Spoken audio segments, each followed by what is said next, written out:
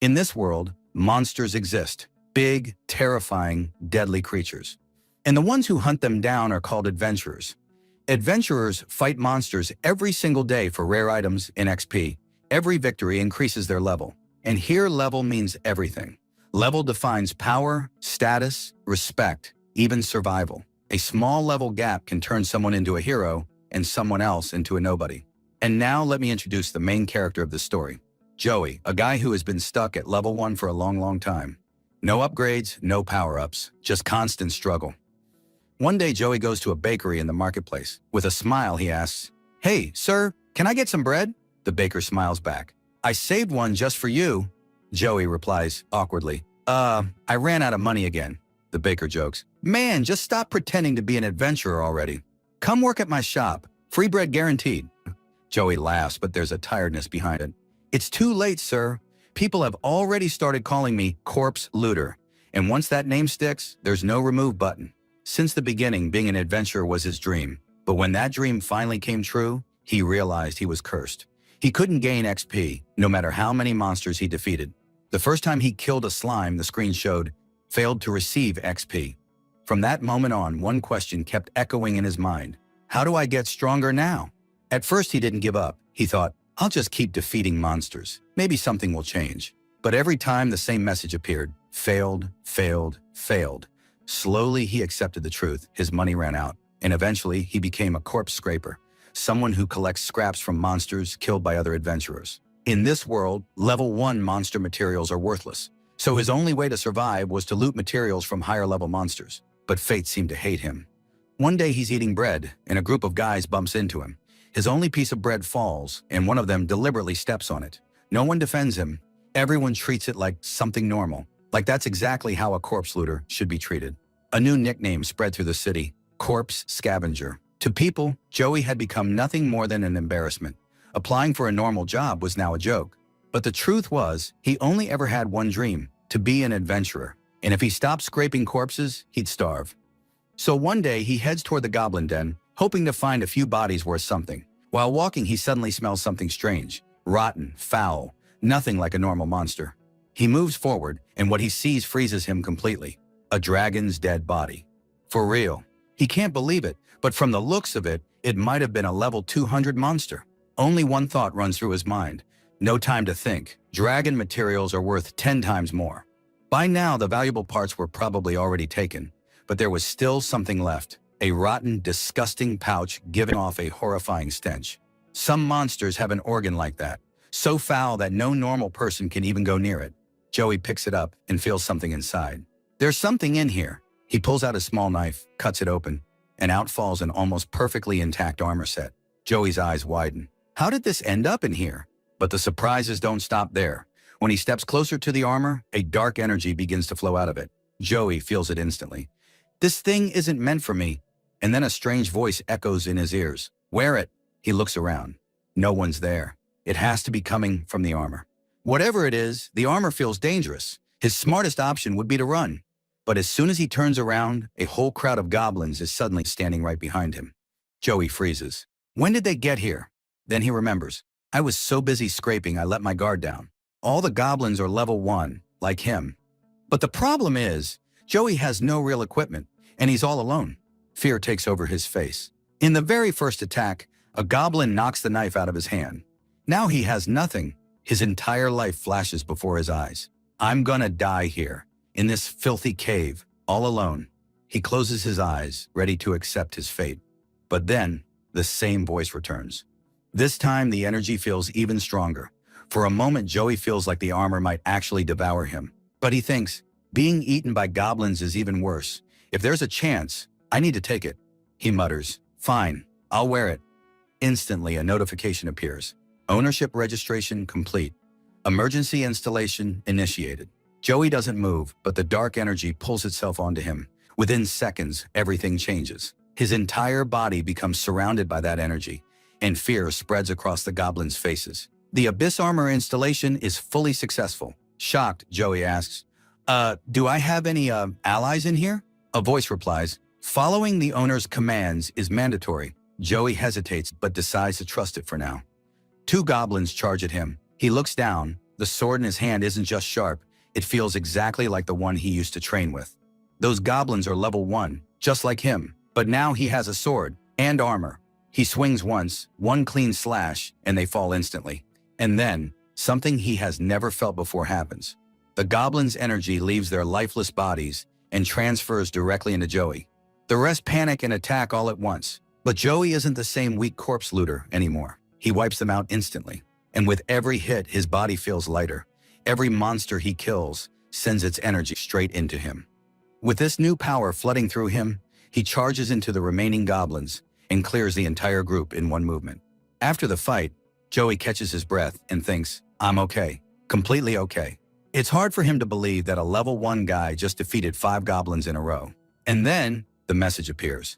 Levels absorbed. Joey has reached level 6. The system confirms. Level confirmed. Ownership registered. Joey can't understand it.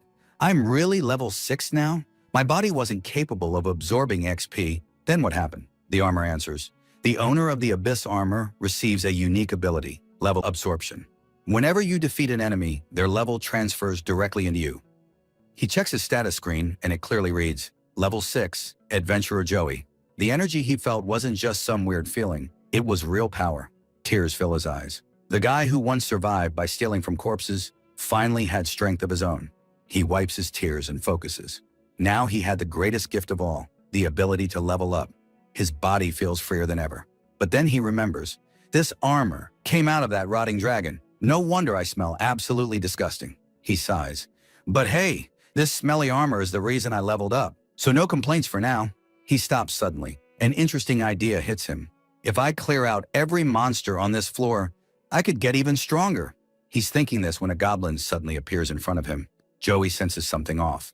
This was supposed to be an area with weak goblins only. And then he realizes why he's scared. This isn't a normal goblin. This is a legendary level 35 goblin, the leader of the entire den. Joey can't believe it. How is such a high-level monster here? And then it hits him, the dragon's corpse. Its overpowering stench attracted every monster in the area. Even the armor system warns him, battle not recommended. But running isn't an option. The first strike comes fast. Joey barely dodges. He blocks the second one, but the impact rattles his whole body and sends him crashing into a wall. Joey shouted in anger, I thought I finally became strong, but I'm still the same loser. He somehow slipped into a narrow dark alley and escaped. His plan was simple, hide and survive. But then a level 1 goblin showed up out of nowhere and charged at him like a maniac. Joey just grabbed its head and slammed it into the wall. One hit, game over. With another win, the armor owner received another level boost and Joey jumped straight to level 7. Something strange was happening. Joey had almost forgotten that he could now advance so easily. It was clear to him now, this was a kill or be killed game. So he avoided the main route and focused on hunting low-level goblins one by one. Energy flowed into him from each corpse. His logic was simple now. The one with the higher level is the one who wins. After hours of fighting, Joey had already reached level 15. Then at a turn, the system recommended a cave for exploration. Joey thought, all right, let's see what's inside. As soon as he entered the cave, he saw a mountain of gold. More gold than he had ever imagined. He guessed that this was probably the treasure of the adventurers the goblins had defeated. Then his eyes landed on a chest. When he opened it, he was even more surprised. Health recovery potions, and a lot of them. Joey immediately decided to take them. The armor responded, storage has been expanded.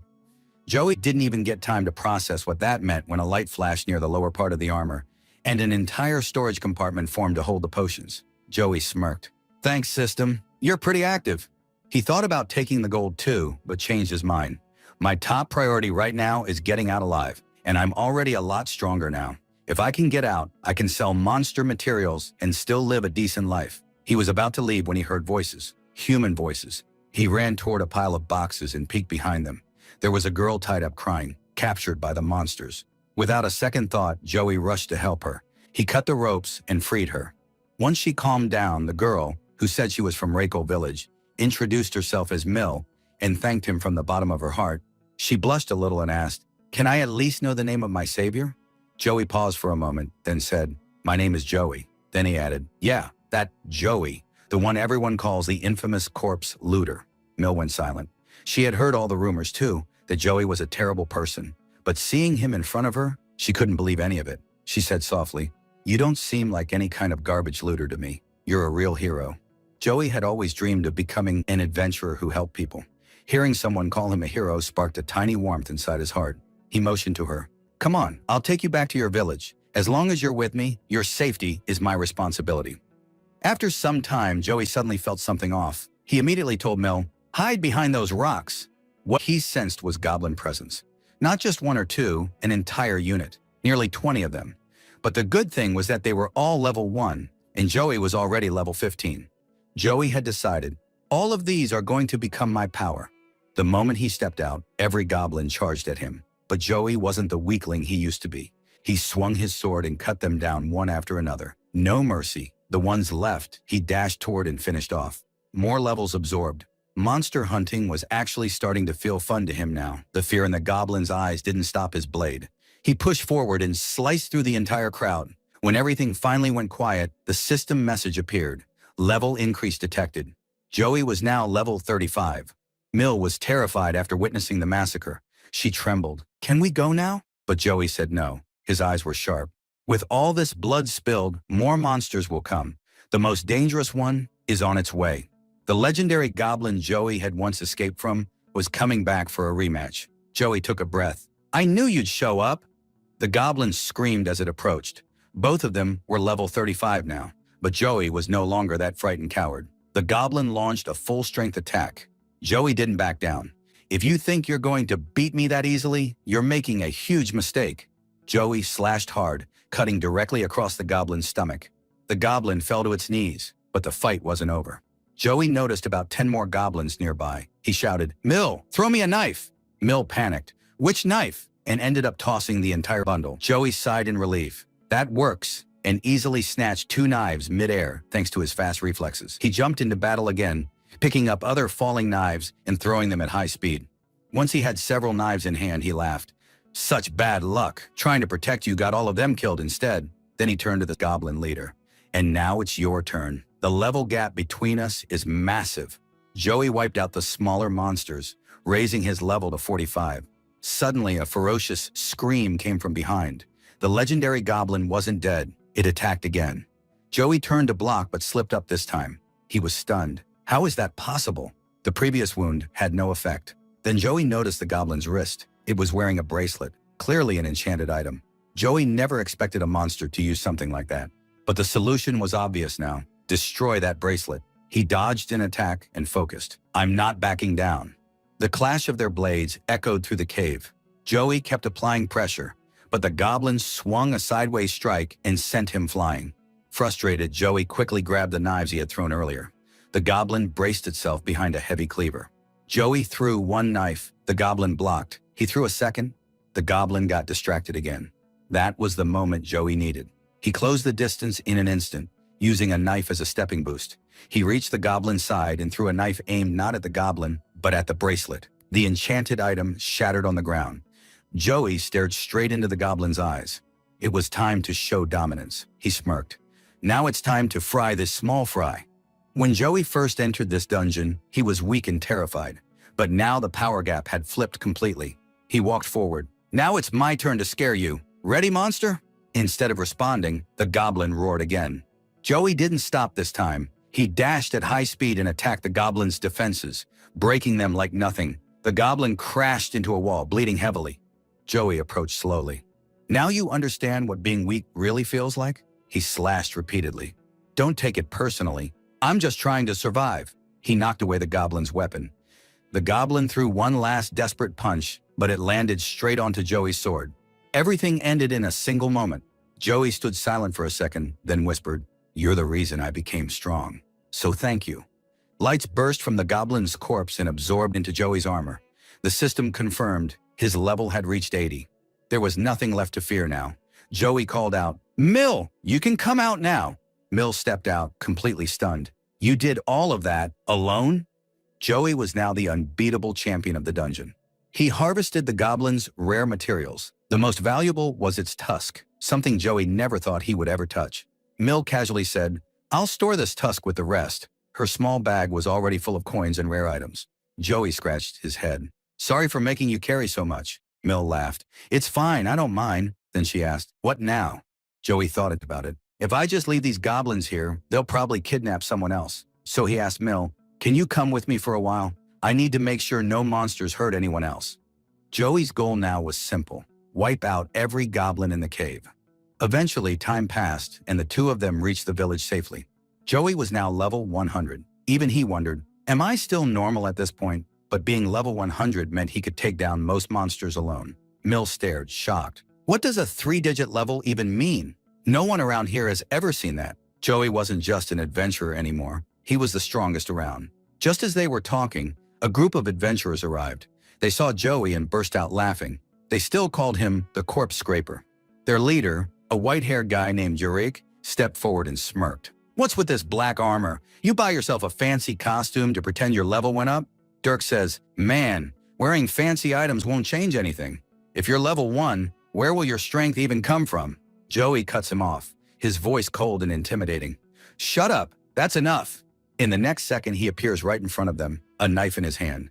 He speaks quietly, almost tired. I'm exhausted. Please think carefully before you say anything else. Yurik's face drops. For a moment, he's scared, but then he remembers who he's talking to. Angry, he kicks Joey, sending him rolling back a bit. But as soon as Yurik rushes forward to attack again, Joey jumps up instantly and slams him into the ground. The guys who came with Eureka all start trembling. Joey stands tall and asks, so, who's next? This time, nobody says a word. Yurik still can't process what just happened. In his mind, a level 20 guy should never lose to someone who's supposedly level 1. Joey's voice turns even colder. You're not even 1/4 of my power. Hearing that, everyone opens their system screens to check this Corpse Scraper's real level. And then the entire group freezes in shock. As impossible as it sounded, it was all true. Joey's real level was 100. People start whispering, calling him a monster. Joey laughs a little. First they called me a trash picker, and now I'm a monster. What a life, huh? Then he adds, I just want to be a normal adventurer. But no one listens. The moment they see his real power, they run away. Mill, however, understood clearly. Joey wasn't the same person anymore. She smiles and says, you really need to start trusting yourself. And then excited, she adds, let's tell everyone the news. After a while, they reach the material shop. The old shopkeeper, as usual, snaps. What do you want now? Joey replies confidently, I'm here to sell. The shopkeeper scoffs. Whatever you bring, Corpse Scraper stuff is just garbage. But Joey had his trump card. He places something on the counter and asks, is this garbage too? The shopkeeper's eyes go wide. It's the legendary goblin tusk, a rare material. He asks, where did you get this? Joey answers, I defeated the monster myself. The old man doesn't believe him. So Joey calls Mill, and she dumps the entire pile of materials from their expedition onto the table. Joey says, so, are you buying or should I go somewhere else? The shopkeeper might be rude, but he knows quality. He immediately agrees to buy everything. Joey smirks and says, then give me a fair price. I'm already really frustrated. Later in the city food market, Joey goes to the bakery stall. The old baker, who always treated him kindly, watches as Joey places a pouch full of gold in front of him. Joey explains, I finally defeated a strong monster. I'm just really happy I didn't give up. Without hesitation, the baker hugs him tightly. I'm glad you didn't give up, son. But suddenly, a loud uproar comes from the village gate. Joey smiles a little. We'll finish this talk later. At the city gates, a pack of white werewolves is rampaging through everything. One of them is about to make a little girl its next snack. But right at the critical moment, Joey appears and saves her. He notices something strange about their behavior, but he still says, if these werewolves came to attack the village, they're one day late. As long as I'm here, no one's getting through the gate. All these monsters were level 8 werewolves, but the real problem hits when Joey remembers that Sid, Yerrick, and the others who were supposed to handle them had all run away. Everything now rested on Joey's shoulders. A werewolf lunges at him, but Joey dodges easily. The real issue is that the rest of them aren't focusing only on him. Some of them are charging at civilians, and Joey can't protect everyone at once. One civilian is seconds away from death, but Joey appears like a hero, shielding him with his own body and killing the beast instantly. He kneels and asks, are you hurt? The man nods, and when he looks closely, his eyes widen. Oh, you're that Corpse Scraper. Joey ignores that. What matters right now is saving lives. While he fights, the villagers slowly realize Joey isn't just a Corpse Scraper anymore. He's their true hero. He takes down the monsters one by one, then moves toward the last werewolf. With a single strike, Joey kills it. Energy flows into his body. The system message appears. Level absorbed. New level, 172. But Joe frowns. He counted 10 werewolves. At 8 levels each, that should be 80 levels. But he only gained 72. Something isn't right. He smirks softly. If people are finally starting to notice me, that's good. That's all I ever wanted. The next day, life in the small village returns to normal. Mill runs toward Joey happily, and he greets her with a smile. She notices something. Why aren't you wearing your armor? Joey snaps his fingers. Because now I can turn it on and off instantly. Mill is amazed. Wow, that's like magic. Joey, a little proud, says, it's thanks to this armor that I'm going to become a great adventurer. But one question still lingers in his mind. Why was that dead dragon there in the first place? Somewhere else inside the goblin nest, a loud voice echoes, run, hurry! An adventurer named Tare screams, stay away from that thing, run now! His teammates take off at full speed, but a pool of blood ahead reveals 2 teammates already gone. Tare, trembling, shouts, who are you? Come out! What stands before him doesn't speak, it only stares. Then its body releases a powerful electric surge. Tare laughs nervously, but it's the laugh of someone who's already accepted his fate. Yeah, it's my turn now. The creature charges the energy beam and fires mercilessly. A while earlier, Yurek's group was chasing a one-eyed troll. The troll ran into a goblin cave. Out of breath, Yurek complained, we paid a heavy price abandoning the werewolf mission. That fine was insane. The tired troll reaches the center of the cave and smells something strange. The scent pulls him deeper. When he gets there, he finds the rotting body of a dragon. But unlike others, the stench doesn't disgust him. To him, it smells delicious. Soon, Yurek and his group reach the same place. But what they see shocks them. The troll is devouring the dragon's flesh like an animal. One teammate mutters, something's seriously wrong. Right then, something burst out from inside the troll. Yurek instantly realizes the situation is about to get really bad. Meanwhile, Joey is already heading toward the strange sound he heard earlier. He's sure now. That wasn't my imagination. A louder sound follows. Joey becomes completely serious. He enters the cave, where the rotten smell gets even worse.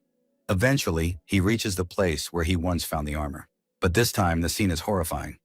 A transformed troll is slaughtering Yurek's entire group one by one.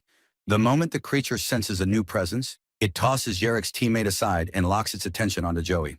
Joey is shocked too. This troll wasn't a normal monster anymore. Even after everything, Joey's level had now reached 180. He thought, with this much power, there's no way I can lose. But then the armor sent a warning. Level difference too high. Battle strongly discouraged. Joey paused for just 1 second. But that 1 second was enough. The troll noticed the opening and charged straight at him. The armor flashed another alert. Immediate dose recommended. But it was already too late. Joey took a brutal hit. He crashed to the ground, his entire body covered in deep wounds. He forced himself to focus. He needed to check this monster's status. The system's prediction turned out to be true. It was a fallen variant, and its level was 200. At that same moment, the armor sent another warning. Strong energy condensation detected. Location, troll's head. Immediate dose recommended. But Joey couldn't even move. Only 10 seconds remained before the attack would fire. He pushed with everything he had, trying to rise onto his knees. When only 1 second was left, he was almost standing, but it was too late. The monster didn't wait. It fired its energy beam immediately. Joey slammed against the wall. His condition became so bad he was nearly unconscious. By pure luck, when the monster saw him lying on the ground, it assumed he was dead and walked away. Sometime later, Joey slowly regained consciousness. The armor quietly sent a report. The owner's condition could have been considered dead.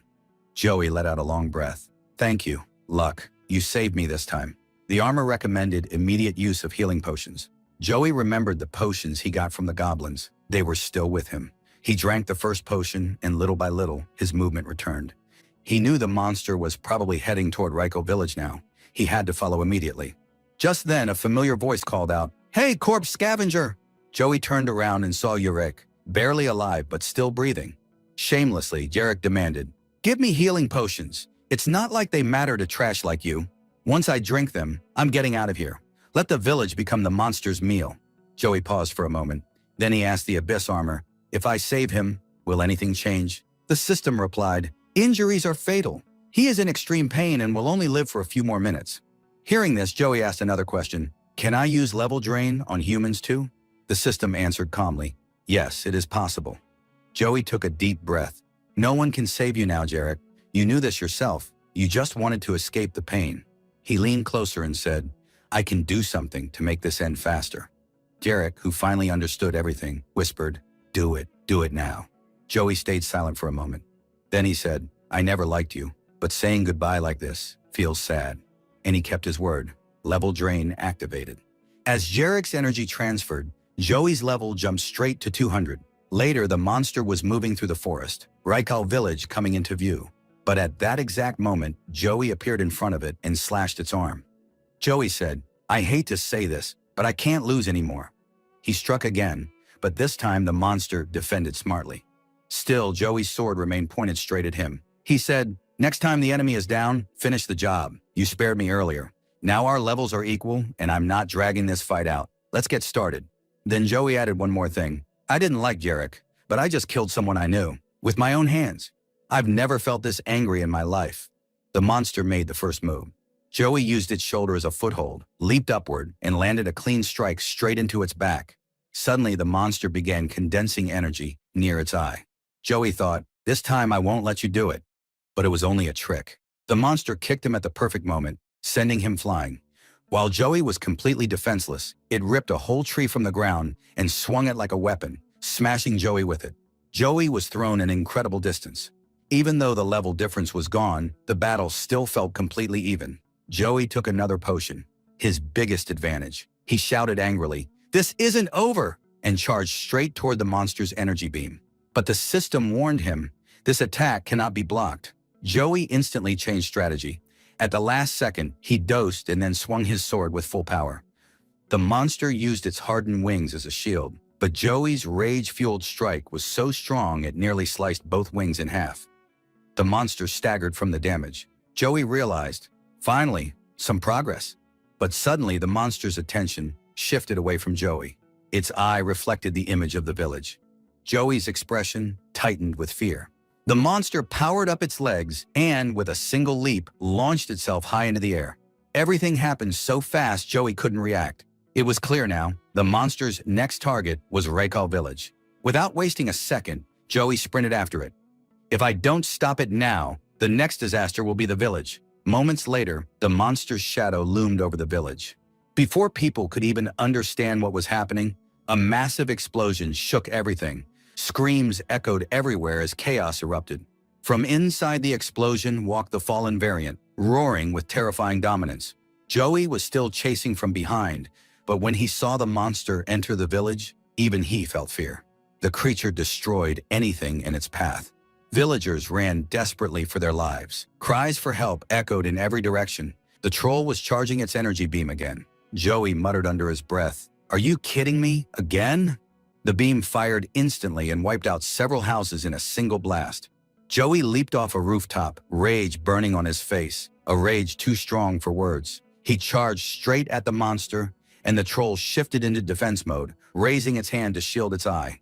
It tried to ignore Joey again, but this time Joey didn't let it. He jumped behind the troll, blocked its escape route, and delivered another powerful strike. For several seconds, the two clashed with brutal force. Attack against defense, blow after blow. But Joey refused to back down. He prepared for the next strike and shouted, "This isn't over! I'm not stopping until the village is safe!" The troll finally threw its full strength into the fight. Energy started building in its eye again, this time even faster. Joey didn't even get the chance to defend. The troll grabbed him mid-air and brought down a massive punch from above. Joey crashed into the center of the village with a loud, destructive impact. Now free again, the troll started running toward the village to destroy everything. But Joey wasn't someone who would give up like that. In his mind, only one thought remained. I'm the last hope. If I fall, the village dies. Lying on the ground, he pushed himself up. His expression turned serious. This time, I'm ending this. For good. A little later, the old baker walked straight into the troll's path. He didn't tremble. The monster roared to scare him, but he simply stood still. He thought, this is a small village. Even if I run, they'll get me. Might as well stand here and hope a hero shows up. And his faith didn't fail him. Right then, Joey arrived. With a playful smile, Joey said, "I'm too clumsy to be a hero, man. I don't really give off that vibe." But the old baker smiled back. "Doesn't matter. You came. That makes you the hero." Joey's expression softened into seriousness. "I don't know if I can beat this thing. But one thing's for sure. Now we're on the same level." The old baker opened a small box and said, Why think so negatively, kid? He tossed a piece of bread to Joey, a gift for old time's sake. Joey caught it and stared at it. It was the same kind of bread he once got back when he was just a corpse scavenger. The old man chuckled. Compared to those days, today doesn't look so bad, does it? Joey ate the bread and made a disgusted face. Your bread still tastes terrible. But then he smiled. Still, it gave me courage. His face turned serious once again. He drew his sword and stared at the monster. Get ready. This fight isn't over. This time Joey attacked first. He closed the distance with speed and used a feint, pretending to strike the eye but aiming for the arm instead. But the monster reacted quickly, grabbed him with its other hand, and hurled him far away. Joey crashed through multiple houses before hitting the ground. Desperation hit him. How do I hurt this thing? Then he heard a trembling voice behind him. He turned and saw a small child standing nearby. Joey immediately shouted, "Run! Get out of here!" But the kid was frozen in panic. And just to make things worse, the troll's predatory instinct locked onto the boy. In a single second, it lunged toward him, roaring and ready to strike. But at the last moment, Joey jumped between the boy and the attack, taking the full blow himself. The child shook with fear, but survived. Barely able to stand, Joey said again, "Please, just run. I can't hold it off any longer." The monster began charging a final and deadly blast. Joey urged the boy again, "Show a little courage." Shaking like a leaf, the boy slowly stood up and whispered, "I'll try." Then he ran as fast as he could, never looking back. Now Joey was alone facing the monster. The system warned him, enemy energy fully charged, immediate retreat recommended. Joey exhaled and spoke to his armor. "Sorry, Abyss, not this time."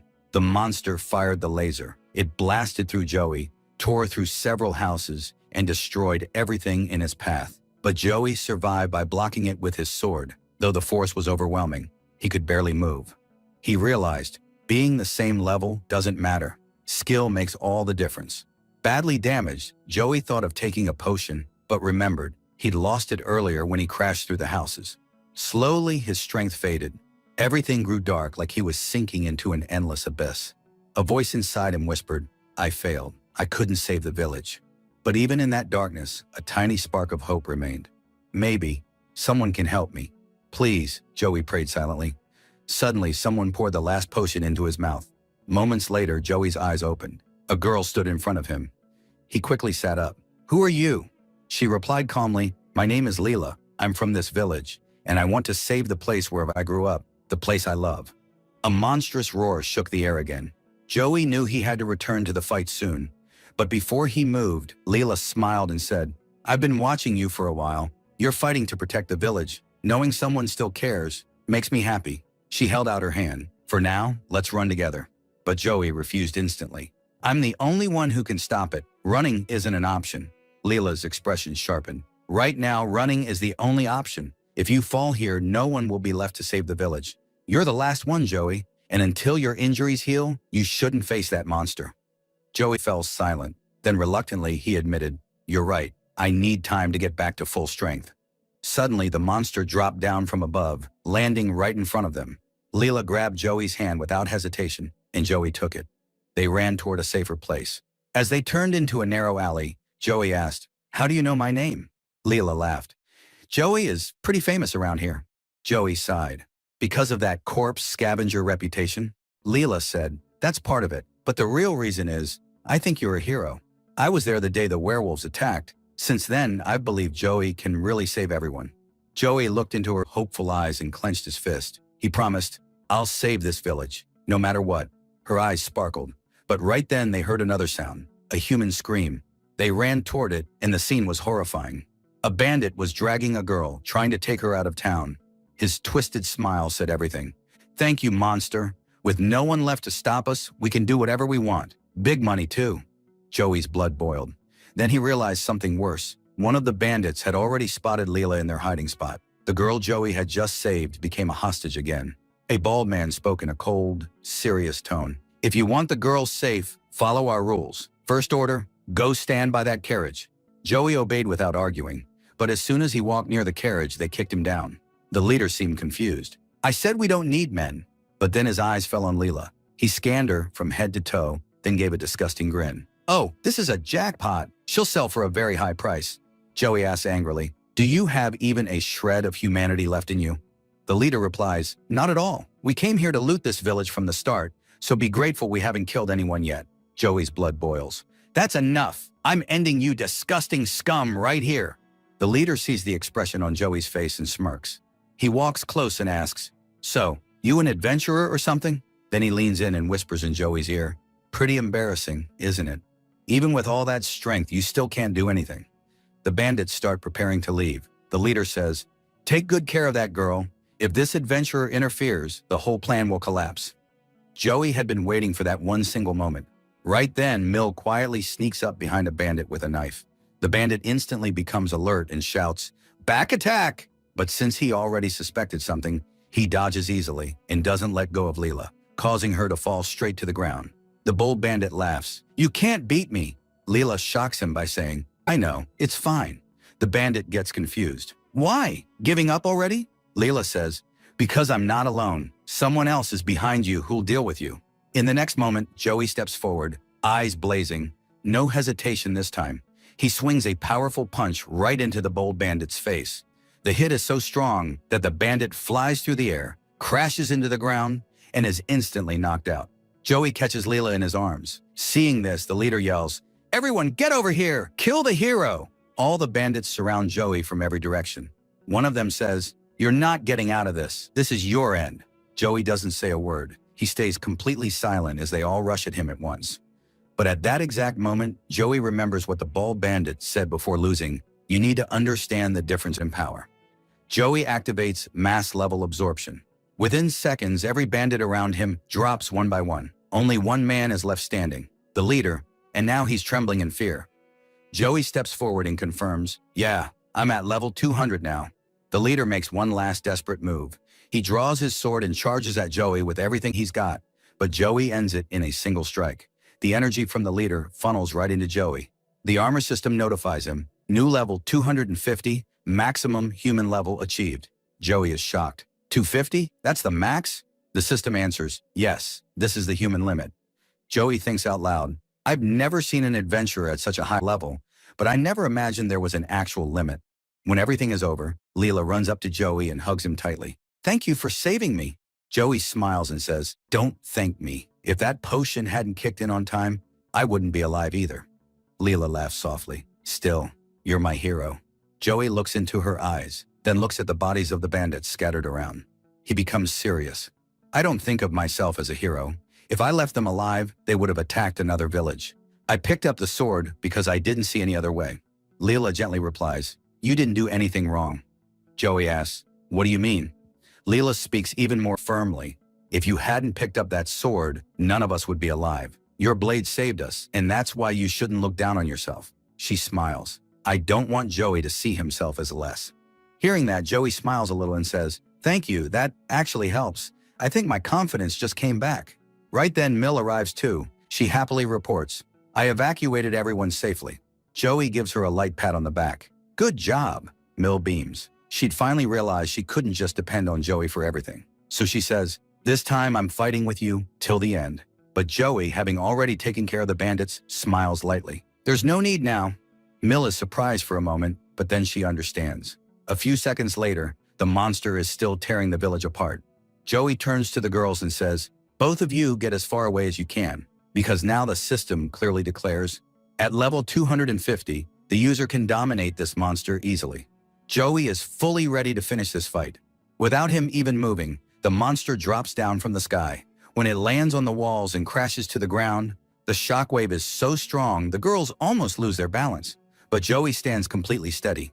Calmly, he says, "There's no more running. It ends here." Then he looks at them. "Go!" Leela and Mill grab each other's hands and run. Now it's just Joey and the monster.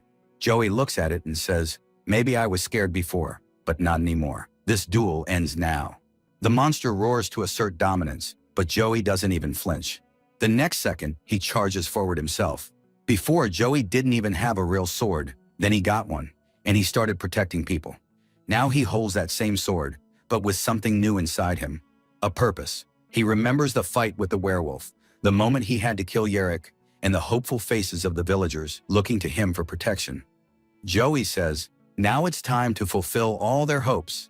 This sword isn't just mine, it represents everyone who wants to live." With a new aura around him, Joey stares down the monster. You should feel honored. You're the first enemy who will feel the true strength of humanity. As always, the monster roars in anger and panic and charges at Joey to kill him. But the moment it attacks, Joey swats it away through the air. Calmly, he says, "These cheap attacks won't work on me anymore." He punches the monster's chest so hard it crashes far away. Joey flies toward it, landing another blow on the exact same spot. Dust explodes everywhere from the impact. The monster gathers energy in its eye. Its final trump card, the light beam. The system itself warns him. Energy concentration is far higher than before. Joey doesn't move an inch. "I'm standing right here. Let's see how long you last." The monster fires the most powerful energy beam it has. Joey stands still, and a barrier automatically forms, blocking the entire attack, because the level difference between them is now 50.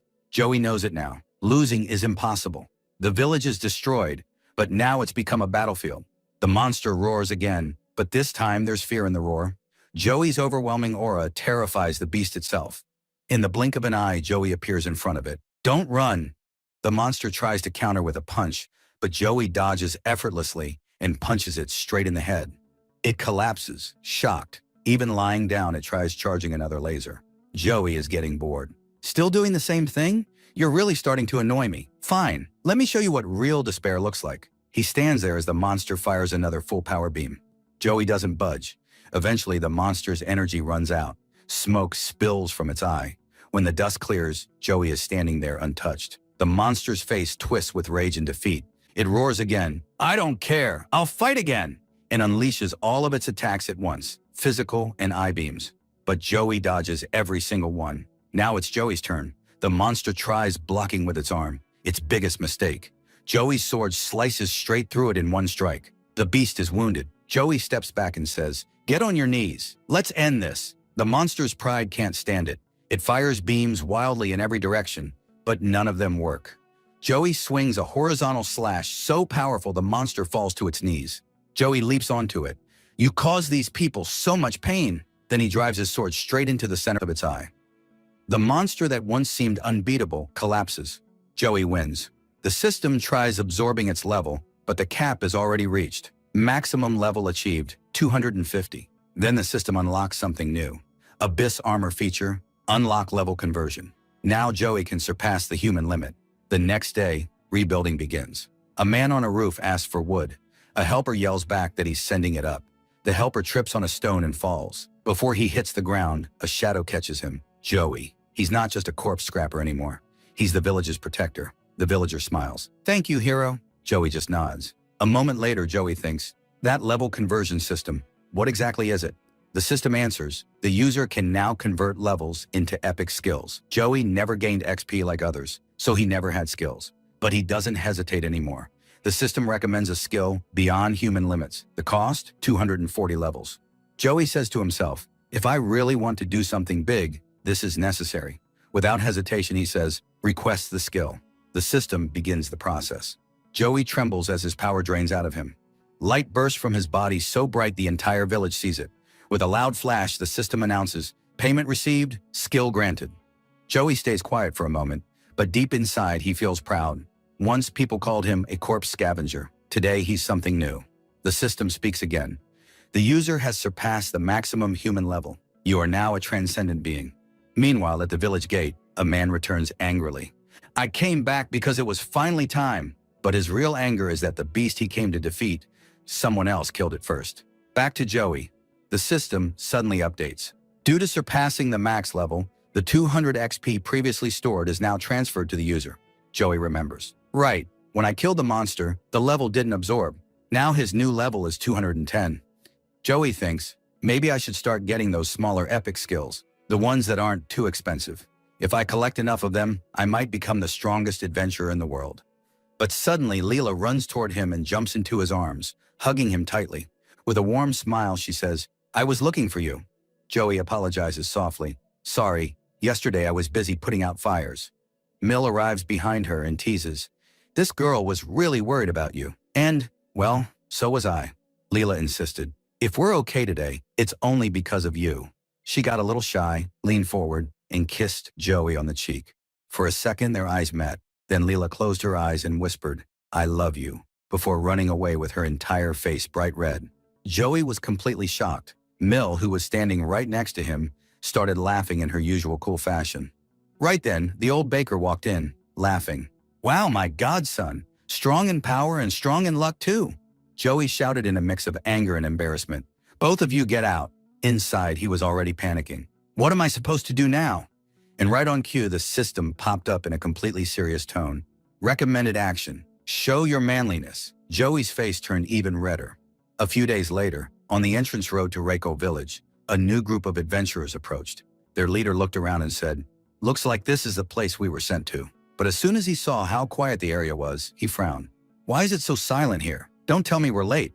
One of his teammates said, "I think the village got hit by another monster attack." The green-haired adventurer added, "We need to go inside and find out what happened." The leader gave an order. "Let's move. Stay behind me." Meanwhile, back at that same goblin cave where everything had happened before, a terrifying roar erupted. But this time, the source was a dark, powerful black dragon that had appeared inside. On the other side of the forest, Joey was testing his new knife-throwing skills on some herbivore dinosaurs. One by one, they dropped. Yes, Joey was level 1 again, but now he had new epic skills. One was permanent poison effect, which had cost him 200 whole levels. Just a tiny touch of a poisoned knife, and the enemy's health would drop non-stop. The other was knife accuracy increase. Now he could land precise shots from insane distances. A moment later, a small glowing orb floated toward him. It was a clear sign a monster had just died. Joey absorbed the level instantly and jumped from level 1 straight to level 41. But he didn't stop. He upgraded the poison skill again, and his level dropped right back to level 1. He was tired, but he had already pierced through 20 monsters by himself. Within a few hours, he was close to level 200 again. Once he finished his target count, Joey headed back toward the village. But when he arrived, chaos had already taken over. "What happened here?" Joey asked immediately. An adventurer named Jan stepped forward. "Are you an adventurer too?" Before Joey could reply, Jan opened his system and checked Joey's status. The moment he saw the low level, his expression changed. None of them knew Joey had converted all his power into skills. Everyone judged him instantly, but Joey had tasted this insult many times before. Jan tried to lighten the tension. "Looks like he's a new adventurer." "No," Joey calmly said. "I've been doing this for years." Suddenly, the entire group froze.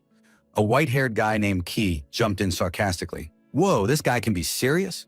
But as soon as he saw Joey's emotionless face, he shut up. Then Kai remembered something. "I heard about an adventurer, the weakest one. People used to call him the corpse scraper."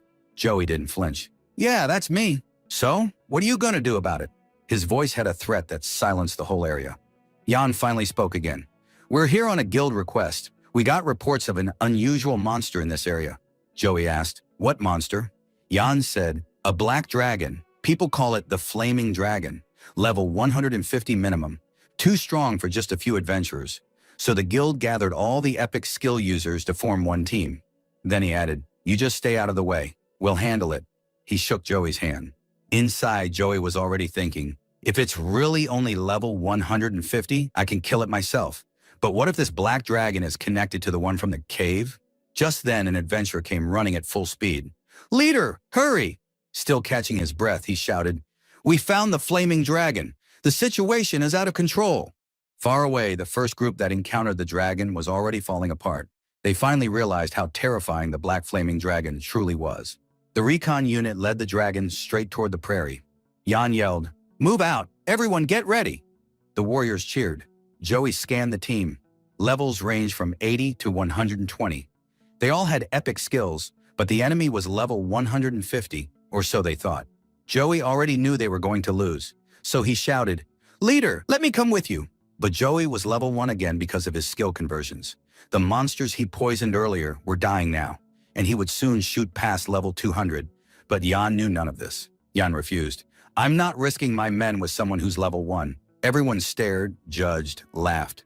"Level 1? You'll help us? Please!" Kai stepped in again. "I'll speak for the leader. Stay behind, weakling." Everyone laughed, and Joey was left standing alone again. But Joey already knew these types of people. They judged only by surface level. Still, guilt gnawed at him. If he did nothing, people would die. But he had to wait until his level came back. Soon the team that thought they were the strongest began shaking in fear. "This isn't a level 150 monster. The reports were wrong. In front of us is the Black Dragon King, level 300. Title, the Flaming Destroyer." A dragon so strong it commanded all black dragons. Its height, its aura, its flames, beyond disaster level. Jan's face showed fear for the first time. "We can't beat this alone. Prepare for retreat." But the Dragon King wasn't planning to wait. One single tail strike sent Jan flying like a useless insect. Far away, Joey was sprinting toward the battlefield. He saw the beast and instantly recognized it. "It's the same dragon from the Goblin Cave. How is it alive again?" There was no time to think. Only one mission: stop it. The Dragon King began condensing its flame power in its mouth, preparing a catastrophic attack. Joey yelled to his armor, "How long till my levels come back?" The system answered, 30 seconds, but the dragon could fire any second. Joey screamed, "Hurry up and return my power." Then one by one, XP lights formed behind him. Every poisoned monster that died returned its XP. His level shot all the way up to 201. Instead of going higher, Joey immediately activated a new skill, Flame Nullification. The Dragon King unleashed its full fire breath straight at Joey. Flames erupted everywhere, destroying the land. But only one person survived, Leader Jan. Jan stared in disbelief. "This kid, he blocked the flaming destroyer's breath." Kai, barely alive, gasped. "This corpse scraper, how did he outlast all of us?" Joey said quietly, "Because I'm far stronger than all of you. But even then, I couldn't save you. I'm sorry, that was my failure." Kai collapsed to the ground, lifeless. Something inside Joey shattered. "No matter how strong I become, people will still die in front of me." In rage, he screamed, "Enough! Today, right now, I'm ending this dragon." The Dragon King charged another fire attack. People shouted, "Kid, move! Get back!"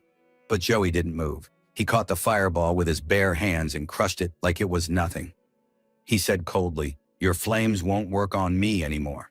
The Dragon King roared in fury and unleashed everything it had. Joey deflected every single blast without breaking a sweat. But to gain flame immunity, Joey had sacrificed a huge amount of levels. He was now only level 21. He wondered, "Can I beat this thing at this level? Do I have any way to level up again fast?" The Dragon King switched to physical attacks and charged at him with its massive claws. Joey knew, "At this level, I can't block those claws." Right then, while he was watching the front, its tail whipped around from behind at impossible speed. It seemed unavoidable. But suddenly a new voice echoed, "Enough of this circus!" And with a single strike, not just the tail, but the entire dragon was cut clean in half. The dragon's body fell in two pieces, and a man calmly stepped onto its corpse as if it were nothing. Joey, shocked and bruised on the ground, shouted, "Who are you?" The man smiled with complete confidence. "My name is Balder, one of the few Calamity-class adventurers on this entire continent." Joey's jaw dropped. "I've never seen a Calamity class in real life." He quickly checked his system. It showed, level 300 Balder. With a glimmer of hope, Joey asked, "Did you come here to save us?" But Balder's expression twisted. "Save you?" he replied. "I didn't come here to save anyone. I came here to fight that black-armored adventurer who ruined my plan." Joey blinked. "What plan?" Balder smiled and slowly began revealing everything. "When I asked the locals, everyone said a black-armored hero saved the village from a one-eyed monster. But then I found out he was just a weakling." The Dragon King suddenly twitched. It wasn't completely dead yet. Balder casually stabbed his sword into its body again. Then Balder said, "As long as the flaming destroyer's core isn't broken, this dragon won't die. I already killed it once in the goblin nest." Now Joey understood. "So you're the one who released it that day?" Balder answered calmly, "Because when that one-eyed monster ate this dragon's flesh, its body went berserk. That made it perfect for me. A completely uncontrollable monster attacking a village, then I show up as the savior who slays it, and I get way more fame than killing just a dragon." Joey was stunned. "All this, just to get fame?" Balder burst out laughing. "Kid, what do you think Calamity rank adventurers live for? Fame, gold, and women. That's what life is about." Hearing that disgusting truth, Joey's decision solidified. With rage in his voice, he said, "You let innocent people die just to boost your reputation. You're not getting out of here alive. Abyss armor, lend me some power. Because today I'm taking down this Calamity class."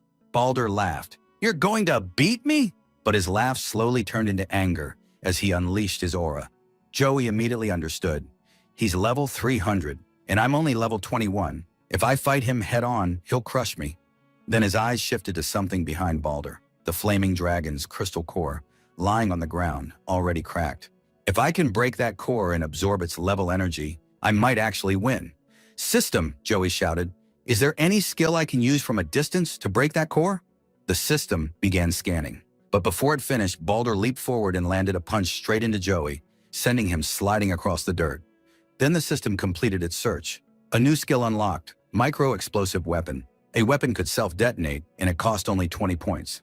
Joey remembered his old poison knife. This is my trump card. Balder shouted angrily, You're still alive! But Joey wasn't scared anymore. He quietly requested, Activate micro-explosive weapon.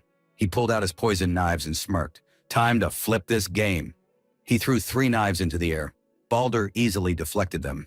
Impressive skill, he said sarcastically. But what's the point if you can't hit me? Joey shook his head. You're right, but you weren't the target. The real plan was in motion. The third knife was flying straight toward the dragon's cracked core. When it reached the crystal, Joey shouted, Detonate! A massive blast erupted, shattering the Dragon King's core. Joey smiled. That's the end of the flaming destroyer. Immediately, an enormous surge of XP burst out from the dragon's body. Balder's expression changed completely as he watched all of it flow straight into Joey. Joey charged at him, and suddenly the two clashed. Balder couldn't understand. This kid was level 21 just minutes ago. What is he doing now? Joey answered, You were right, I was weak, but now I'm level 301. Balder roared, Now I understand how you beat that one-eyed monster. It was all because of your cheap skill. In rage, he unleashed a devastating attack that sent Joey flying. One level difference won't beat me, kid. I'm a calamity class. He slammed his weapon into the ground, but Joey had vanished. From above, Joey dropped a massive overhead blow straight at him. You talk about experience? You think a greedy sword can beat me? Joey shouted as he landed strike after strike on Balder's body. Balder's aura exploded even stronger. Black-armored boy, you dare yell in my presence? His eyes burned with madness. He shook with rage. Shut up! Then he activated his epic ability, Manifestation of the Tyrant God. The sky screamed. Lightning crashed down. A thunderstrike hit Balder, but instead of harming him, it filled him with power. His body began transforming. His hair whipped through the air. Lightning surged through his veins. Joey swallowed in fear. Balder repeated only one word, power. Then he launched a catastrophic attack straight toward Joey. Don't run, Balder roared. If this hits you, it's over. Joey ran with everything he had. Now he understood what the Tyrant God's power truly was. Only one option remained, the one-time skill he had seen in his list. System, request, skill, Joey yelled. Balder attacked again, trying to stop him. But suddenly a shield materialized in front of Joey, taking the full impact. Joey was thrown back to the ground, but survived. Then Ian stood up for the last time. If we had defeated the dragon earlier, my team would still be alive. Tears ran down his face as he pleaded, Please, avenge them. Joey saw the sincerity in his eyes. He nodded. I'll take their revenge. Then Joey said, System, curse of the black armor. Balder was still attacking nonstop. Stop talking and die already, the system notified. This skill can be used only once. Do you confirm? Joey said, yes. The system replied, cost, 1 level minimum, plus optional additional level sacrifice. With absolute determination, Joey said, take it all. Apply the additional level cost. The system confirmed, 300 levels offered. Conversion initiated. Then the entire sky trembled. A transcendent burst of light erupted, like a divine force descending straight from the heavens. Jan, who was watching everything from a distance, shouted in shock, Who even is this guy? The level conversion finally completed. Joey had dropped all the way back down to level 1. Balder burst out laughing. It's over for you, hero. You're just a weakling again. He smirked, thinking, now this is going to be fun, and charged at Joey, ready to send him straight to the afterlife. But reality was far from what he imagined, because this was Joey's real plan. If I fall, I'm dragging you down with me. At that exact moment, the Black Armor's curse activated. A dark, terrifying energy erupted from Joey's body and wrapped itself around Balder. Within seconds, Balder screamed, My power! It's dropping! Joey spoke calmly, his voice cold and controlled. This is the curse of the Black Armor. For every extra level I sacrificed, I'm taking that power from you. He stepped forward and asked, So tell me, how many levels do you have left now? Panicking, Balder shouted, Stop! It can't be real. This is impossible. but Joey simply smiled. Now we're equals, level 1 versus level 1. And in the next moment, Balder, the Calamity-class adventurer, crashed down from the sky and hit the ground hard. He quickly pulled up his magic window. The number on the screen froze him. Level 1. He trembled with rage, but his arrogance still didn't die. And I won't lose. I'm still Calamity class. Joey appeared in front of him with a perfect strike. A long time ago, in a place called Raikal Village, they used to mock a kid and call him a corpse looter. Today, that same kid dragged a legend down to level 1. Joey continued. There was a boy who never got XP. He never leveled up. Level 1 was his entire life. Balder still couldn't accept any of it. Stop! Don't mess with me, he screamed, swinging his sword. Joey stepped back but never stopped talking. But even then, that boy learned to fight better than the entire world, while staying level 1, and they called him the corpse looter. Balder's condition kept worsening. One arm was already severed, and blood was pouring from his wounds. I'm not finished yet, he snarled. Joey's face stayed calm. This fight is over, but Balder's pride refused to die. Screaming, he charged at Joey from behind, but that was the mistake that turned a legend into a failure. Joey spun, ripped the sword out of Balder's hand, and struck again, and again. 10 cuts in seconds. Every strike carried one message: your time is over. Finally, Balder collapsed to the ground, defeated. A few seconds later, Ian stumbled toward Joey. Thank you for avenging my team, he said with a shaky voice. Joey gave a small smile. You don't need to thank me. I didn't do it because someone asked me. I did it because I couldn't forgive him either. But the story wasn't over yet. Balder, lying half dead on the ground, spoke again. My arm is gone. My Calamity title is gone. But listen, this won't end here. The others will come as soon as they learn I'm missing. And when they do, your end will come too. Joey looked straight into his eyes. If another Calamity comes, I'll defeat him. If 10 come, I'll defeat all 10. I'm not a corpse looter anymore. I'm the protector of Raikal. And this story has only just begun. Balder let out a weak laugh. I hope that confidence stays with you until you die. Blood was flowing fast from his body, and suddenly something on him began glowing. Ian panicked. That's a teleportation item. Joey rushed forward to stop him, but Balder whispered, if you survive today, next time I'll kill you myself. And before Joey could reach him, Balder shot up into the sky, teleporting away. He escaped, Ian gasped. What do we do now? He could come back any time. But Joey remained calm. Let him come. He'll lose next time too. And the time after that. Hearing that, Ian finally relaxed a little. They walked into silence for a few seconds before Ian said, I need to report everything to my city. But Joey suddenly apologized, something Ian didn't expect. Sorry, but I need a favor. You sure? Ian asked. Joey nodded. Yeah, I've decided. Ian wondered what someone this powerful could possibly need from him. But Joey's request shocked him. He said, take me to another city. I want to leave this village behind. Why? Because the Calamity-class adventurers are coming for me. And if I stay, the next battle will happen here. I can't watch the place I was born burn because of me. Ian understood everything now. All right, I'll take you. He showed Joey a necklace with a magical communication stone. Wine, I've already called other adventurers to protect the village. You can go now. It's safe. Joey thanked him from his heart. As they walked toward the city road, Mill watched from far away and ran toward them, panicked. But Joey didn't turn back. They reached the old bakery where they had spent their childhood, but today the shutters were closed. Ian asked, anyone you want to say goodbye to? Joey lowered his head. Yeah, but I won't go to them. Not to Uncle, not to Mill, not to Leela. If they stay connected to me, they'll get hurt too. They reached the city entrance. Ian warned him, if you leave now, coming back won't be easy. But Joey didn't look back. I'm not doubting anything. Let's go. Just then a voice called out. Joey turned around and saw his uncle. If you're leaving, the old man said softly, don't leave with a heavy heart. I heard you're going on a journey, so I made you some bread. Joey lowered his head. I'm sorry, Uncle. I was going to leave without telling you. But his uncle smiled warmly. I've watched you since you were a kid. At least show me one smile before you go. And Joey did. A small, real, warm smile. Goodbye, Uncle. A few miles away from the village, Ian said, your uncle's a good man. Joey nodded. He quietly took a bite of the bread.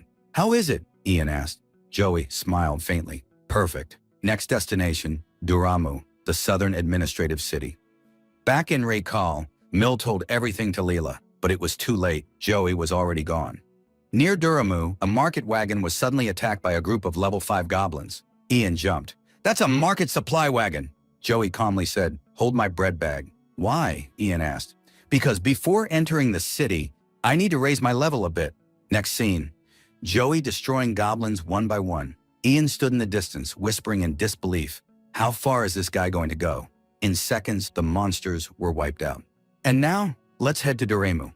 Soon the tall towers, busy streets, and massive gates appeared. Welcome to Duramu, the city that runs the entire southern continent. Every street filled with adventurers, guilds, weapons, talent. Ian said, "The southern branch of the Central Adventurer Management Council is here too. But listen, if you walk in at a very high level, everyone will notice. You defeated Baldur, and if that gets out, other calamity lunatics will hunt you down." So Joey stayed at level 100 for now. Joey smiled. "For now, I'm not looking for power. I'm looking for peace." "Learn something from this little guy," Ian said, pointing to a trembling rabbit hiding nearby. After the goblin fight, the bunny was still shaking. Ian picked it up gently and smiled. "Do you know what adventurers really exist for? To protect peace, not to show off their strength." Joey quietly thought, "I need to be like Ian, not like Baldur. A high level isn't enough. You need a sense of justice too." "So where do we go first?" Joey asked. Ian grinned. "To the Central Management Council. We have to report the Dragon King." At the council headquarters, they went to the main desk. A receptionist greeted them with a smile. "Are you here to submit your conclusion report?" Ian replied, "I already reported via magic message." "All right," she said. "I'll bring the reward. But first, can you remind me what the mission was?" Without hesitation, Ian said, "To kill the Dragon King of Reichel Village." The receptionist's face instantly turned pale. "That was a high-level mission." She hurriedly placed 4 bags of gold on the table. "This is payment from the victims' families and what we give to survivors. But now, you're the only one left." Joey finally understood why Ian had been so depressed. That gold wasn't a reward for him. It was a painful reminder. As they walked out, Joey asked, "Why is it so quiet?" Ian replied, "Think about it. If someone leads a team, all their friends die, and only he survives. What do you think people are going to call him?" Joey went silent. But before he could completely process it, the fear Ian talked about became real. In front of the council hall, hundreds of people had gathered, every pair of eyes filled with hatred. "Because of you, my brother died. You killed everyone and came back to collect the reward alone. Shame on you!" The crowd screamed, cursed, and accused him. Ian stood in the middle of it all. "Yeah, I was the leader. My team died. I tried, but I couldn't save them." For a few seconds, the crowd went quiet. Then the yelling came back, even louder. "Oh, really? That dragon was just level 150. The moment Joey heard that, his eyes lit up with anger. 150? Wait, that dragon was level 300 Flaming Dragon King." He turned toward the crowd. "Listen up. You're talking about the wrong monster." But Ian gave him a tired smile. "Thanks, Joey, but this fight is mine. If the evacuation had started earlier, maybe some would have lived. I didn't act fast enough. I have to face that." Joey was about to respond when someone in the crowd shouted, "Tell the truth. You let them die on purpose so you could take the reward for yourself." That one line made Joey snap. He pushed forward into the crowd. "What are you even talking about? Ian's not that kind of person. He risked his own life, and you're calling him greedy?" Ian was shocked. He had never seen Joey talk like that. Today, a corpse-looting kid stood up to protect someone's honor. "Shut up," a bald man yelled. "We don't want to hear anything from an outsider like you." Joey stared straight into his eyes. "I'm not an outsider. I'm an adventurer. I fought the Flame Destroyer alongside Ian. That monster was a level 300 Dragon King." The crowd froze. "Level 300? How did anyone survive that?" But the bald guy still didn't believe it. "Lies! Stop acting tough. A level 1 kid survived that dragon?" "Yeah, right," Joey answered. "Because I have a lot of miracles." The man burst into laughter, like he heard a joke. "Miracles? What is this, a comic book? Get lost or I'll cut you down?" Joey's eyes hardened. "I'm not moving." And in the next second, the tension exploded. Their swords clashed, so fast the gust hit everyone around them. Ian shouted, "Joey, stop! I was the leader. I failed them. And you're fighting to protect a useless leader's reputation?" But Joey spun around and yelled, "No! You're the one who stayed with your team till the very end. What happened that day was an accident no one could have stopped. But you didn't run. You stood alone against a level 300 monster. What's there to be ashamed of?" Joey struck with a clean, perfect hit, knocking the bald man's weapon out of his hand. The man staggered back, trembling. Silence fell over the crowd. A corpse looter had fought for a real hero, His name was Joey, and now everyone was listening to him. Joey asked calmly, with pride in his voice, "A man who cries for his fallen teammates, how can he be called a bad leader? If you want to take responsibility, fine, but I won't let you live under a lie. People deserve to know you stood your ground till the end." Ian's eyes filled with tears. "Why are you doing all this for me, Joey?" Joey smiled and reached out his hand. "Because you're an adventurer I genuinely respect, and that reason is enough." The crowd stayed silent. But the story wasn't done. The bald man suddenly pulled out a hidden knife and threw it at Ian. It was so fast nobody could react. But an old man shot in like lightning, blocking the knife midair. His sword stopped an inch from the bald man's neck. "I've been waiting for Ian's return." Joey instantly pulled out his sword and pointed it at the old man. He looked simple, but his aura was terrifying. "Stop, Joey!" Ian grabbed his arm. "This is my guild, master. The guild is Sword of Salvation, and this is Jilly, level 200. Joey was confused, even a little tense. Jilly glared at him. "So you're the kid who saved Ian from the flame destroyer?" The crowd gasped. "Is that true?" But the old man didn't stop. "You're also the one who defeated Balder?" Joey was shocked. "How do you know that?" Ian finally explained. "I reported everything to the guild in the central management. Balder left the dragon half dead, but Joey destroyed the core. Since Balder's intentions were dirty, we got the reward. Jilly was away, but he learned everything through magic messages. And when Jilly returned, he saw people blaming Ian without knowing anything. Jilly's anger was something completely different. Being an adventurer means protecting peace, even at the cost of your own life." Joey remembered. Those were the same words Ian had said when he hugged that little bunny. Jilly continued, "Blaming those who died protecting us is an insult to their sacrifice." The crowd fell silent again. Joey slowly asked, "So Gilly's on our side?" Ian nodded but added, "Yeah, but he's not exactly soft." And that was proven instantly when Jilly spoke. "Ian, you're expelled from this guild." A shockwave of silence hit the crowd. Joey's face twisted with anger. Ian sank in sadness. Jilly said coldly, "Misunderstandings can be forgiven. Incompetence cannot. A leader who loses his entire team has no place in a prestigious guild like Sword of Salvation." Ian accepted the decision without arguing, but made one last request. "I want Joey to be recruited into this guild. He's a promising adventurer." Jilly thought for a moment and agreed. But Joey suddenly shouted, "No! I reject the offer." Ian was stunned. "Why?" Joey stepped forward. "Maybe the system was right to expel you, but a guild that has so little loyalty and value? I can't stay there for even a day." Ian tried to explain. "Joey, think about the benefits you'll get in this guild." But Joey had already decided. "So tell me, do I need to join a guild to stay an adventurer?" Ian nodded slowly. "Yeah, otherwise the system won't consider you active." "All right," Joey smiled. "If that's the rule, then I'll just make my own guild." Ian blinked. "What? Seriously?" "Yeah, we'll build it together, and you'll be the first member." A few hours later, after wandering around the city, they reached the place that would become their new guild base. But the moment they opened the door, their smiles disappeared. "Dude, is this a guild base or a junkyard?" Joey coughed. Ian smiled. "Yeah, it's perfect for us. A place to start fresh." Joey looked at Ian, and after everything that happened today, the anger, sadness, frustration, he suddenly felt lighter. He held Ian's hand and said, "You've always been my guide. So in this guild, teach me everything too. I want to learn a lot from you." The guild really was in terrible shape. Joey opened a cabinet, and so much dust came out that he instantly started coughing hard. Ian burst into uncontrollable laughter. "First thing we gotta do is clean this place," Joey said. Ian nodded. They had only a few gold coins left, but Joey didn't care. He picked up a bucket and a mop, smiled, and said, "Come on, man, let's clean this house first, then the world." And that's how two broken boys began a new guild and a new story. No sponsors, no fame, but they had one thing: trust in each other. "Bro, be careful." Ian barely finished before thud. Joey slipped straight onto his back and the mop fell right on his head. Joey looked at himself and started laughing. Well, at least the floor's clean. But peace never lasts long. Suddenly the guild door slammed open and two all too familiar voices stormed in. "How could you leave without telling us, huh? Are we invisible to you?" Mill and Leela stood there, their faces full of anger and disappointment. Joey froze like his system had crashed. Ian quietly stepped aside, trying not to laugh. "Answer right now," Mill demanded, pointing her finger. "And don't lie," Leela added. Joey was scrambling for excuses when, knock knock, the door opened again. This time it was someone else. "Please help! There's an emergency at the west gate!" A terrified warrior rushed in, almost shouting, "Any available adventurer, hurry! A huge monster is attacking!" Joey and Ian looked at each other. Instantly, their faces turned serious.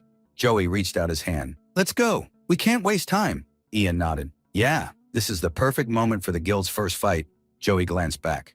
Layla, I know I left the village without telling you. I'll explain later, not now, because this is my first battle in the southern city, Duramu." Without another moment wasted, Joey and Ian sprinted out.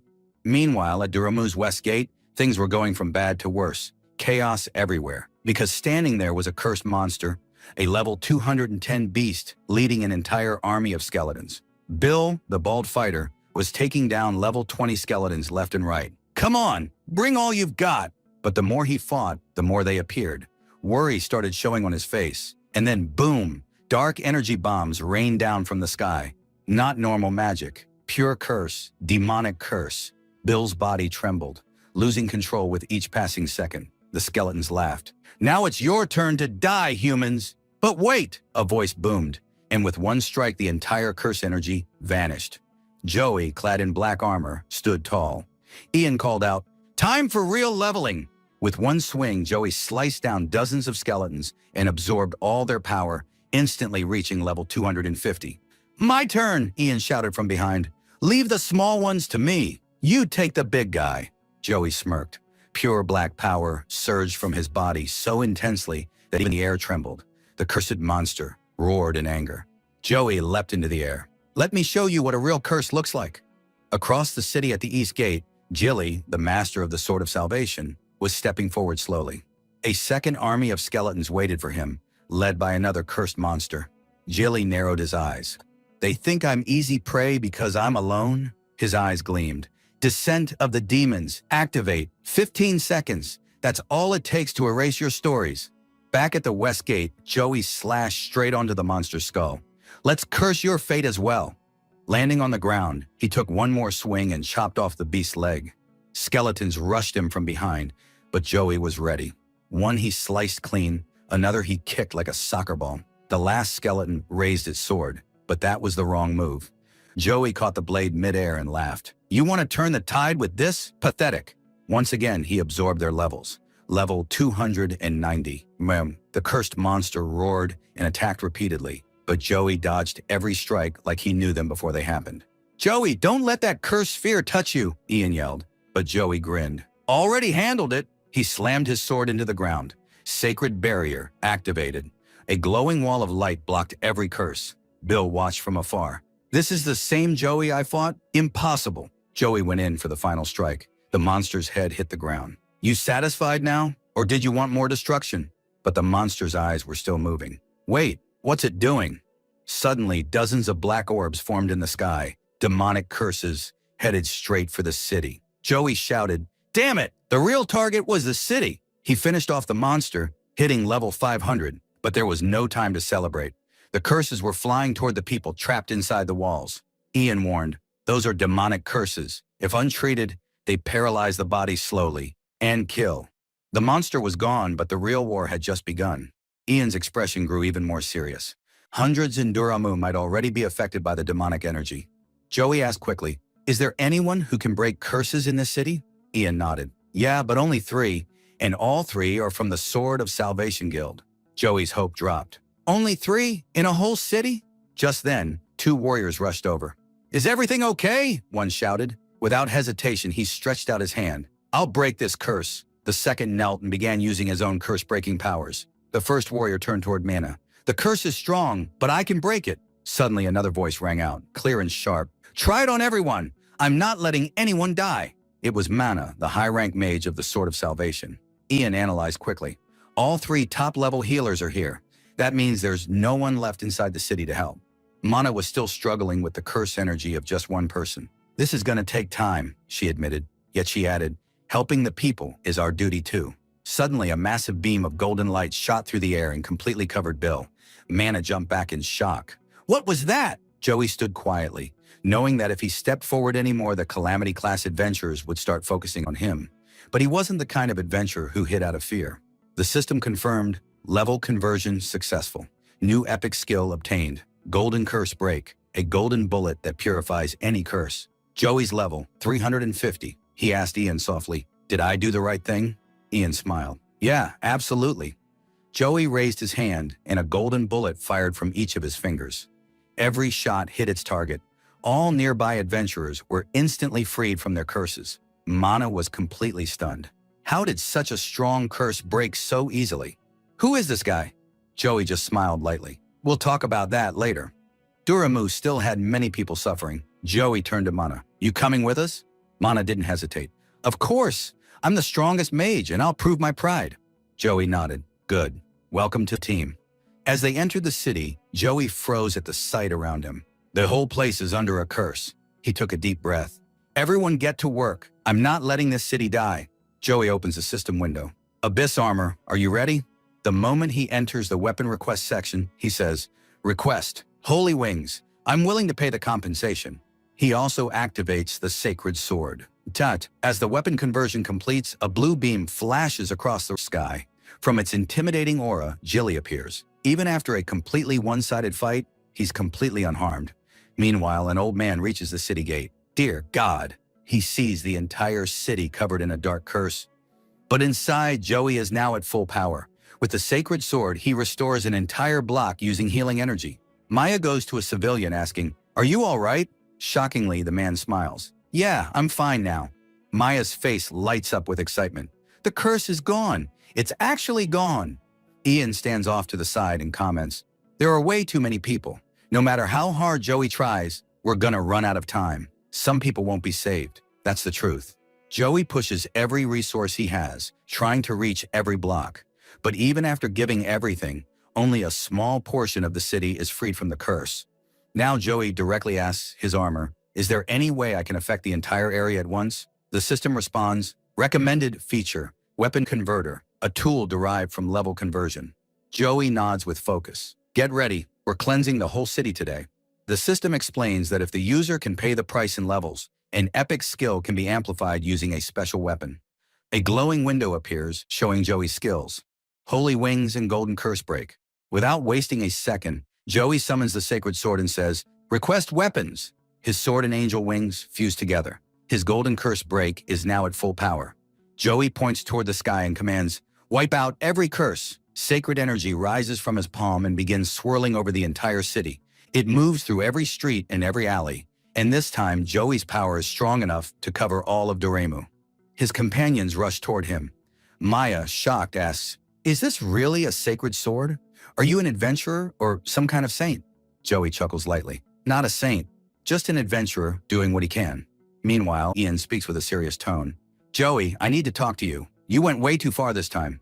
If this continues, the entire city will figure out who you are." Joey gets a little nervous. "So what do I do now?" Ian stays silent for a few seconds, then looks toward a certain person. "All right, let's ask MANHW for help." A little later, a crowd gathers outside a high-rank guild headquarters. People whisper among themselves, "Is that the girl who saved Doremu?" Golden lights swirl through the air as Mana steps outside. Eyes shine everywhere. A man shouts, "The Golden Saint is here!" Mana turns completely red. "Golden Saint? What?" She yells out in embarrassment. The crowd claps, and behind them, Joey quietly smiles. Sometime earlier at the Central Adventure Management Council, Mana had reported, "Just like Joey said, I was the one who lifted the curse." Joey bowed his head slightly. "Thank you." Mana, a bit serious, replied, "By the way, giving a false report to the Central Council isn't exactly okay." Joey immediately apologized. "Sorry, I was just trying to divert attention." Mana smiled softly. "You saved everyone. If I can help you even a little, I'm happy to." Ian added from the side, "You really know how to phrase things." But then a noise rises from outside. "Looks like people are here to see the Golden Saint." Mana yells, "No, don't call me that." Ian, with a mischievous tone, says, "It's necessary. You're the best adventurer in the city. Becoming its hero makes total sense. If the people of Doremu believe you're the Golden Saint, no one will suspect Joey." And so the performance plan comes into play. Joey is stunned. "Are we seriously doing all this?" Mana, totally confused, asks, "What performance are you guys talking about?" Ian smiles. "With hero-level power, we'll make this story so real that everyone will believe it." Mana's face was now in full panic mode. But Ian didn't care at all. He grabbed her hand and pulled her to a quiet corner. That's where the real plan came out. Joey would launch his golden anti-curse projectiles directly at Mana, giving her a temporary golden glow. Mana's eyes widened. Hold on, you're saying I'm the target? Joey rubbed the back of his neck. Yeah, that's exactly right. But don't worry, it doesn't hurt humans, just a little shining and a whole lot of drama. Mana took a deep breath. If you don't want to, we're not doing this, Joey said with complete respect. Mana stayed silent for a moment, then lifted her head. I said I'd help however I can. So yeah, I'm ready. Joey still hesitated. Are you sure? She didn't answer, so he just smiled. Thank you. To honor her determination, Joey fired an energy blast that blew Mana's hat straight off. His golden curse-breaking magic was now at full power. When Mana stepped outside, the crowd erupted in applause. People shouted, Golden Saint! Golden Saint! Ian, enjoying the light show from the side, said, Dude, if you shift the wings a little to the left, the frame will be perfect. Joey replied in a tired tone, My power isn't a decoration. Maya laughed behind them. Now I'm totally convinced. Ian's real talent is drama direction. Joey still tried to stay positive. At least those dangerous adventurers won't notice me now. But then Jilly arrived. Sorry to interrupt. Joey and Ian went silent. Without any formality, Jilly said, I need to talk to the real hero. Joey's heart skipped. Did you figure it out? Jilly looked at the scene outside, then spoke quietly. The people watching from the city may be fooled, but the adventurers at the West Gate won't fall for this performance. And among them were members of the Sword of Salvation Guild. Ian quickly said, Please, we didn't mean anything bad. Jilly stopped him. Relax. I'm not here to judge you. Now Joey was even more curious. Then what's the real reason you're here? Jilly got straight to the point. Do you two know what was happening at the East Gate while the curse fight was happening at the West? Both of them widened their eyes. Jilly continued. I had a feeling something was off, so I sent a secret team there. At the exact same time the cursed army attacked from the West, another army attacked from the East. Joey asked in shock. So the city was being hit from two sides? Jilly's tone turned royal. Don't worry. I chased off the entire East Army alone. No one got hurt. Silence, shock, and respect mixed on both Joey's and Ian's faces. Jilly just smiled. Joey stepped closer and said with a deep breath, That's exactly what I'd expect from the master of the Sword of Salvation. Jilly nodded, then continued. Two armies attacking at the same time. That's no coincidence. Someone is planning all of this. Joey's face hardened. Ian grew serious too. A lot of things feel off. That cursed creature? I've never seen a monster like that, Joey thought. That means the monster was either summoned or planted beforehand. Someone purposely targeted Duramu. Jilly said firmly, If someone is trying to destroy this city, we need to strengthen our defenses. And that's why I came to you. You need to establish your guild in Duramu as soon as possible, so you can work with the Sword of Salvation. Ian added, But creating a guild requires a lot of procedures. Jilly smiled. I already made a direct deal with the Central Management Council. I only need two things from you. First, you have to fight me and prove you're worthy of being a guild master. Second, you have to complete the tough mission I gave earlier. Then he asked, So, are you ready? Joey met his eyes without hesitation. I'm ready to fight. Jilly smiled wide. Good. That's the answer I wanted. A little later at the Central Adventure Council's training grounds, Jilly announced, This isn't normal sparring. This is a real fight. We can't measure Joey's true strength with training weapons. This will be a battle with real weapons and real intent. Then Jilly released his full aura. Now come, give me everything you've got, Joey. Joey wasn't backing down. He unleashed all his energy and said seriously, I understand. I'll respect this test completely. Ian stepped between them and raised his hand. Duel start. The very next moment, Jilly attacked from the side like lightning. In his head he prayed, Please don't let my sword kill him. But somehow Joey blocked it, even though he knew his level was only 100, while Jilly's was double that. Winning is impossible, but maybe this isn't about winning or losing. Maybe it's about fighting spirit. Jilly charged again at high speed. Joey attacked with full strength, but Jilly not only blocked him, he knocked his sword far away. No choice left, Joey thought. He triggered weapon conversion. Sacred Sword Summon. The new sword appeared instantly and almost slashed Jilly. Jilly dodged at the last second, but Joey used that confusion to close the distance. Still, Jilly disarmed him again. My game isn't over yet, Joey smirked. He still had his knives. He slashed so close that he scratched Jilly's shirt. But Jilly predicted every movement. Then Joey tried one last trick. He threw a knife from afar, just a distraction. The next instant, Joey vanished from Jilly's sight. Then a shout came from above. This is my answer. Joey crashed down with a powerful aerial attack. The entire ground shook. Ian watched in awe. This is incredible. Beyond the level gap, Joey's skills have skyrocketed. Joey was tired now. I hope that's enough, he thought. But through the dust, Jilly slowly stood back up. He was injured, but laughing loudly. If our levels were equal, that last attack would have killed me. Jilly had now accepted him as a real adventurer. Joey whispered, "Thank you." But the test wasn't over, because now Jilly's final attack was coming. The field trembled. A terrifying killing intent filled the air. Ian's face went pale. He's really going to use it. Jilly activated his most dangerous epic ability, Demon's Descent. His energy doubled. "Listen, kid, if you don't fight with everything you've got, you won't last 15 seconds, Ian shouted. "Joey, run! This ability doubles Jilly's level." Joey froze. "That means he's over level 400 now." Jilly's eyes burned with excitement. "It's been years since I fought someone like this. Honestly, you've already passed, but now I want to know, can you withstand this power?" In a blink, Jilly vanished and reappeared in front of Joey like he teleported. One kick. Joey didn't even have time to feel the pain before he crashed into a wall. Ian screamed, "Joey!" But it didn't stop. Jilly kept attacking. Joey smashed through walls one after another before being thrown outside. MANHW was outside watching, horrified. "What is happening?" 10 seconds left. Jilly shouted, "Tell me, kid, can you take this?" 9 seconds. 8, 7.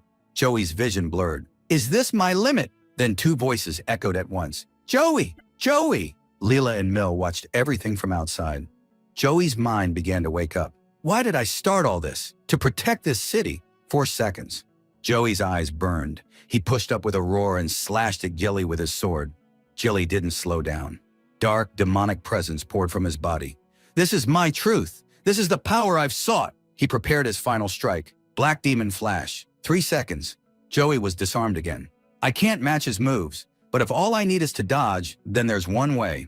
2 seconds. He yelled, "Sacred Sword! Trigger Micro Explosion!" As Gilly's black attack closed in, Joey's sword detonated itself. The impact weakened slightly, but Joey still shot into the air and crashed hard into the ground. 0. Gilly's ability timed out. Joey didn't move. Lying on the ground, he whispered, "Abyss Armor. Search for any epic ability that can replace my sword and repair my sacred wings." The system responds, "Level conversion at the moment is dangerous. Strongly discouraged." Joey just smiles. "I know, but I still have to fight. I need my sword back." The system activates weapon repairability purchased for 90 levels. In the very next second, the sacred sword returns, along with his katana. Joey stands again, blood on his face, fire in his eyes. "Whatever demon you've become, with these furious blades, I'll cut you down." He knows, if I can just hold on for a few more seconds, I might be able to stand again. The fight is still burning inside him, but he collapses, passing out completely. Seeing this, Jilly stops all attacks. The 15 seconds are over. After some time, Joey wakes up. He jolts upright in panic. "The test! Did I pass?" He looks around. His base, his bed, and all his friends surrounding him. Leela rushes over. "Mill and I were out shopping, and we saw you falling from the sky. Seriously, Joey, we were terrified." Joey remembers that moment in the fight when their eyes met. Mill steps closer. "Good, you're okay. But man, that was insane to watch." Mana adds from behind. "Never thought these two would break the tower wall and drop in from above." Joey scratches his head, embarrassed. "Sorry, I scared all of you." Then the big question, what about the test? Before Joey can answer, Jilly speaks. He passed. When he fainted, the timer on Demon's Descent ended at the same moment. And surviving those 15 seconds with so little damage? No adventurer has ever done that. Joey smiles wide. "So I really passed." But as soon as he tries to move, sharp pain shoots through him. Ian calls out, "Looks like Gilly has one more thing to say." A little embarrassed, Gilly steps forward. "I went too far. My bloodlust completely took over. I offer a sincere apology." Ian had already warned him. If Joey had died, the responsibility would have been on Jilly. That thought still weighs on him. But regaining his composure, he continues. "The first part of the test is complete. Once you fully recover, you'll get the second task." Joey asks, "Is the next one tied to a high difficulty mission?" Jilly nods. "Yes, it takes place east of Duramu, inside an underground ruin." As soon as he mentions the location, Ancient Witch's Atelier, Mana flinches. "That place is real?" Gilly confirms, "Yes. Once a tremendously powerful witch lived there. Now it's become a graveyard full of monsters." Joey immediately asks, "Who's the target monster?" Jilly shakes his head. "No idea. Nobody does. Recently, abnormal magical energy was recorded inside that atelier. Because of this, the monsters there have gone completely insane and started attacking merchants traveling toward the city. Based on the intensity of that magic, the estimated monster level is around 300. Joey reacts in shock. That's even stronger than the monster that attacked that village. Gilly speaks in a serious tone. That ruin itself is a threat. Every adventurer who went in so far never made it to the bottom. But you're different. You're someone who can go in and actually come back. The mission is clearly stated. Investigate the atelier of the ancient witch and eliminate the monster causing the magical disturbance. Gilly looks straight at him. Joey, can you do it? Far away in Duramu's eastern desert, inside a dark, silent library, a signal activates. Only one figure is there, with skeletal hands, the Ashen Witch. Amid the noise of the signal, she instantly realizes someone has stepped into her domain. Anger rises in her eyes. Meanwhile, Joey, Ian, and Mana stand before the underground door, at the entrance of the ancient witch's atelier. A moment later, as Joey picks up some gear from the ground, he turns to Mil. Are you sure you want to come along? Mil answers proudly. Of course! I'm now a newly certified level 10 adventurer. She smiles. I got my adventurer certification from the Central Administrative Council, so I could help you. Joey is surprised. Ian had already told Leela and Mil why Joey left the village. Mil continues. You're a good person, Joey. You left so you wouldn't drag anyone else into your problems. But now I want to grow stronger myself so I can stay by your side. Joey falls silent but finally says, the atelier of the ancient witch is way too dangerous for a level 10. Mil's expression suddenly shifts. Wait, you're level 10 too, aren't you? Joey laughs. I have the absorption ability. I can fight and regain my power. Or, Mil lifts her chin. I've got an epic ability too, and I need real experience, which you only get from dangerous missions. Joey gives in. He can see Mil is serious. And if I get into danger, Mil says with a smile, you'll save me, right? Joey laughs. I'm not saying anything. Ian jumps in. So ready? Joey switches to a serious face. Always. The party is complete. 4 adventurers head toward the mission. The first layer of the atelier of the ancient witch begins. Mana, at level 120, immediately notices something. This place, the magic density is abnormal. Ian agrees. Joey needs to recover his level fast. If the owner of this power shows up now, we won't stand a chance. To be honest, Ian expected monsters along the way. But after the previous cursed fight, most wild creatures abandoned this area. But now the first enemy appears, a level 50 Vanguard robot with hammer-like hands. Joey gets excited. Finally, something I can use to gain power. Ian steps forward. We'll weaken it, then you drain it. The robot charges at high speed. The hammer hits the ground and leaves a deep crater. Joey yells to warn the others, watch out, it's extremely fast. But Ian speaks calmly. Relax, Joey, just trust yourself. Mana moves to higher ground. Preparing a spell, she taunts, are you really trying to hit me swinging your hands like that, tin can? Her magic attack strikes both hammer arms and shatters them on impact. That's the perfect timing for Joey. Joey rushes forward, but the robot still has a last trick. Its neck twists and its head transforms into another hammer. Now Joey has no way to block. Mil panics. Without thinking, she pulls her dagger and shouts, Lightning Fang! Quick step! With a spark, she appears behind Joey. The dagger crashes against the robot's hammerhead. Joey yells, Mil, no! He knew the level difference meant she couldn't deal real damage. The next moment, Mil is thrown away and lands right on top of Joey. Joey laughs. Thanks, you really saved me. Mil looks happy. Joey repeats, and your skills are impressive. The robot goes berserk. It leaps and strikes at Joey. Joey dodges and mocks, swinging a huge hammer like that and still can't touch me. But he thinks, how do I deliver a final blow with this level difference? Mana shouts from behind. Robots usually have an energy core under their armor. Joey asks, then how do we break through the armor? Mana smirks. Simple, rip it apart. Joey doesn't explain anything. He just warns, I'm going wild now. The robot attacks again, but Mana hits its head one more time. I'll support you. You finish it. Ian approaches. He jams his bare hands into the cracks and tears the armor open. The energy core is fully exposed. Ian shouts, Joey now! Joey charges at full speed and pierces the core with his sacred sword. The core cracks and the robot shuts down. With this victory, Joey gains levels. He's now level 60. I can absorb levels from mechanical monsters too, he wonders. Mana explains, this isn't an ordinary robot, it's a magical automaton. Mil screams, watch out, 2 more robots incoming. But now Joey is level 60. Now I can fight properly. He rushes forward and throws one robot into another. As they crack, he drives his dagger straight into the core. Joey reaches level 110. The second monster attacks, but Saint Wings activate. The sacred sword forms again. Joey smiles. No tricks needed now. In a single strike, he slices off the hammer arm and crushes the robot. Joey reaches level 160, but suddenly a sense of danger hits. Projectiles are coming from every direction. Look out, MANHW yells, jumping in front of Joey, activating a magic barrier. Don't let your guard down, hero. The second wave begins, but this time there are more of them, all heavily armed. Even with lower levels, their collective strength is dangerous. A general systems signal broadcasts. Target threat level high. Begin suppression. Ian shouts first. There, the safe zone. The party rushes through a long corridor. But as they run, Mill starts falling behind. Joey notices and moves in front of her. Keep running. I'll hold them off. Joey activates weapon conversion. He deflects projectiles, cuts some down, and redirects others back at the robots.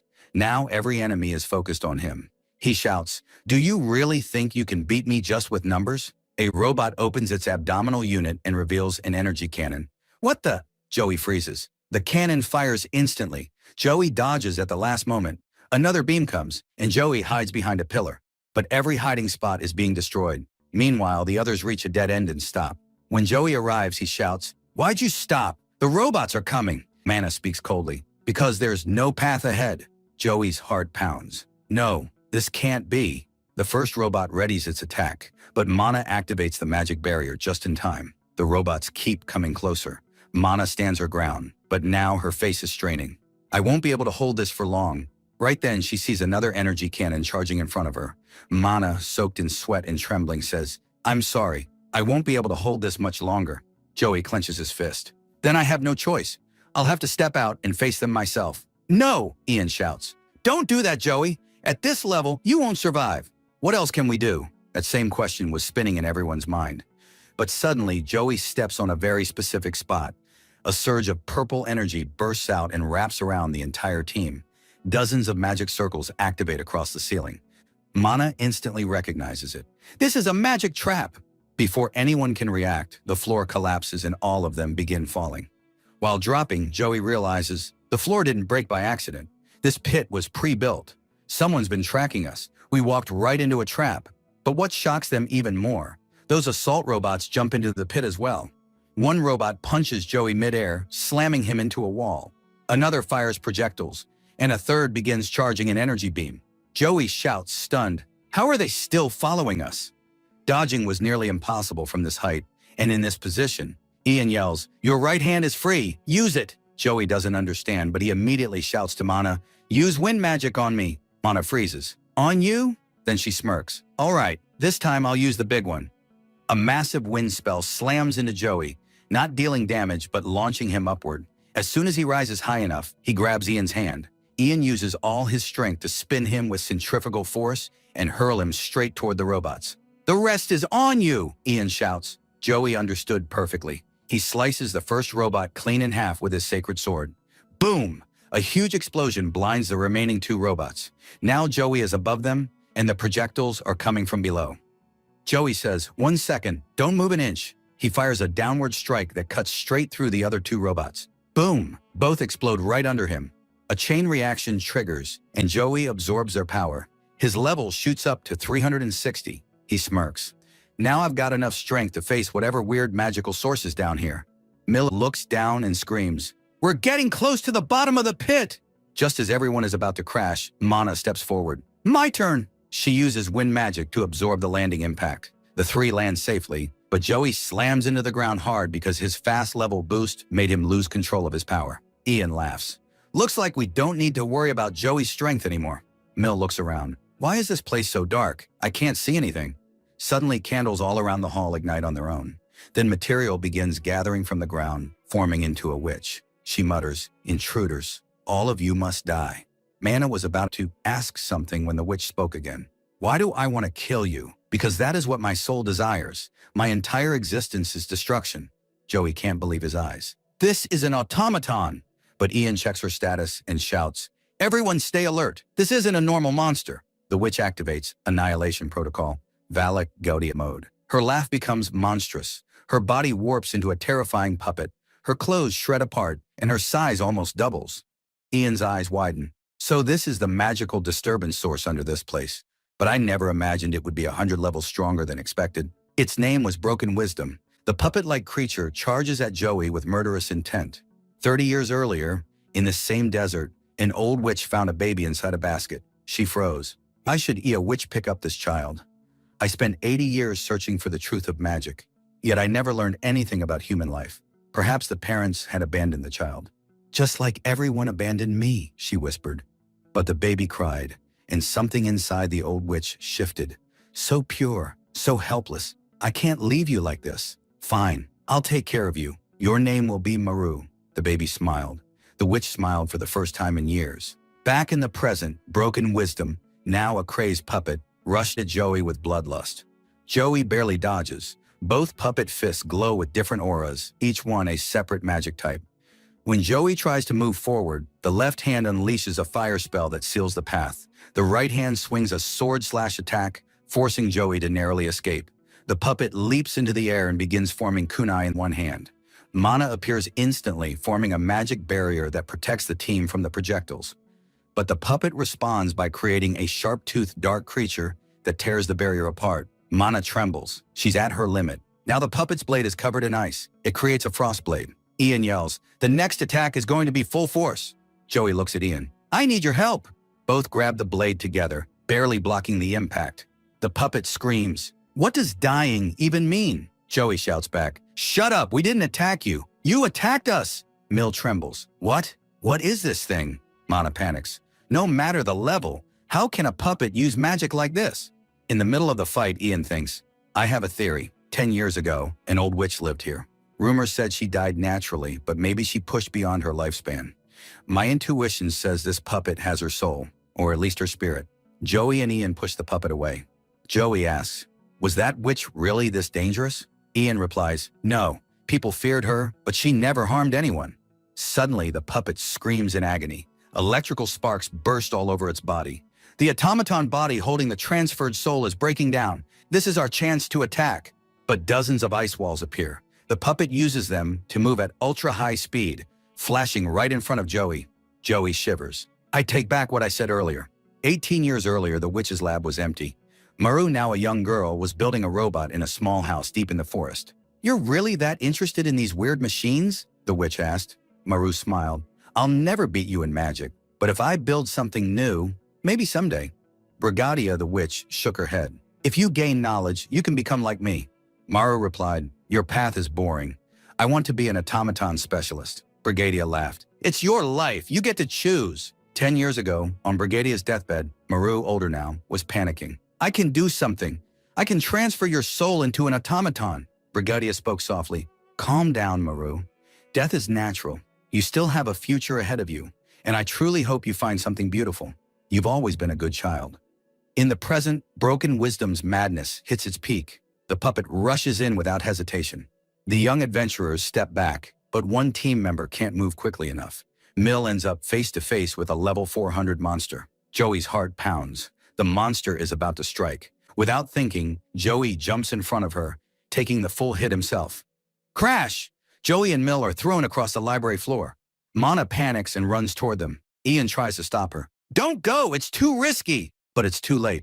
As soon as Mana reaches a nearby ice barrier, a hidden attack hits her head-on and sends her flying.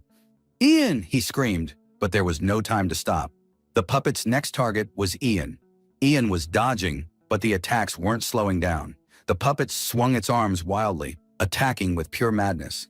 Ian thought, "These strikes are random. Maybe there's a pattern I can slip through." But then a kick landed straight in his stomach.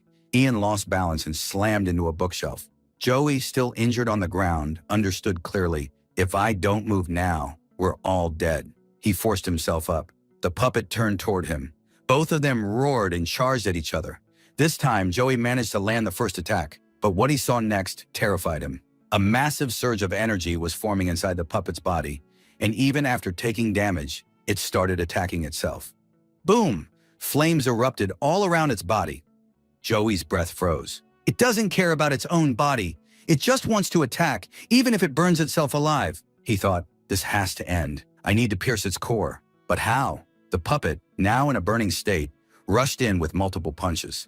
Right then, the old automaton enemies finally reached the lower floor. Perfect, Joey thought. I needed more levels, and this is my chance. With a single blow, he destroyed all the robots. Their energy surged into him, and Joey's level jumped all the way to 560. His eyes sharpened with new determination. He said to the Abyss armor, "Give me some kind of epic skill that can restrain an enemy's movement." The system completed its research. Skill unlock, Crown's Bind. The power to bind a target with black spears. Casting cost, 150 levels. The monster prepared to charge again, but this time Joey stepped forward and activated the new skill. His level was now 410, and the puppet stood at 400. Joey's voice echoed, "Crown's Bind!" The ground split, and an army of black spears erupted upward, piercing straight into the puppet and locking it in place. The puppet screamed in rage and agony. 10 years earlier, MANHW had finished her final project. Only one task remained, transferring her master's soul. With tears in her eyes, MANHW whispered, "Even if darkness consumes me, I just want you to find happiness, Master." Now in the present, the puppet thrashed violently again. Crash! Its own body parts erupted outward. But everyone already knew. This creature didn't care about the survival. That's why it tore through the bindings and broke free again. Joey activated the skill once more. "You're not escaping this time." As the monster tried to dash away again, Crown's Bind reinforced. The spears shot upward again, far stronger than before. The puppet kept screaming, "Eliminate intruders! Erase him!" Joey asked, not in anger but in pain, "Why are you so desperate to kill us?" Strangely, that question made the puppet pause. Was killing really my purpose? But the madness inside it was stronger than reason. In the next moment, it broke some of its own arms just to rip free from Crown's Bind, then sprinted forward with everything it had. Joey had no choice left. He activated Crown's Bind one final time, driving the spears straight through the puppet's chest. The puppet trembled, and the witch's soul suddenly remembered her true purpose. My role was never to kill. I was supposed to protect the place where that child might someday return. Joey slammed the puppet into the ground with a powerful strike. In its final moments, the puppet's fading soul whispered, "Maru." It was over. Joey had won, but suddenly a glowing orb drifted out of the puppet's body. "What is this?" Joey muttered in confusion. The orb flew toward a half-open door, some kind of gateway Joey had never seen it before. He moved toward it carefully, but before he could reach it, his level absorption skill activated on its own. The puppet's entire energy surged into him. In the next second, Joey's levels shot up to 810, and his body collapsed. Burning heat tore through his veins, his mind buzzing violently. The rapid level increase was pushing his body past its limits, energy exploding from within. Abyss armor triggered itself. Emergency feature, storage mode activation requested. Joey couldn't respond. So the system overrode his authority and activated the feature automatically. The armor transferred 400 levels into dimensional storage. Joey lay unconscious until he finally opened his eyes. His voice was weak. "Did you save my life, Armor?" Abyss. Armor replied calmly, "Yes. Your intent to continue the mission was confirmed as honorable. A new feature activated accordingly. Your consciousness had nearly faded." Joey let out a tired smile. "All right then, what exactly is this storage?" The system explained. Storage mode allows you to preserve your levels and retrieve them when necessary. This time, 400 levels were stored to prevent your power from becoming unstable. Then came a warning. Extreme level growth could trigger berserk mode again. Joey breathed out. "Guess I need real training now if I'm going to handle high levels." Just then, fast footsteps echoed. His whole team rushed inside. Mill looked the most shaken. "I heard a terrifying scream." Joey stood up slowly. "I'm okay, and more importantly, you're all safe," he added. "When I defeated that witch's automaton, a light came out of it, looked like a human soul, and it went behind that door."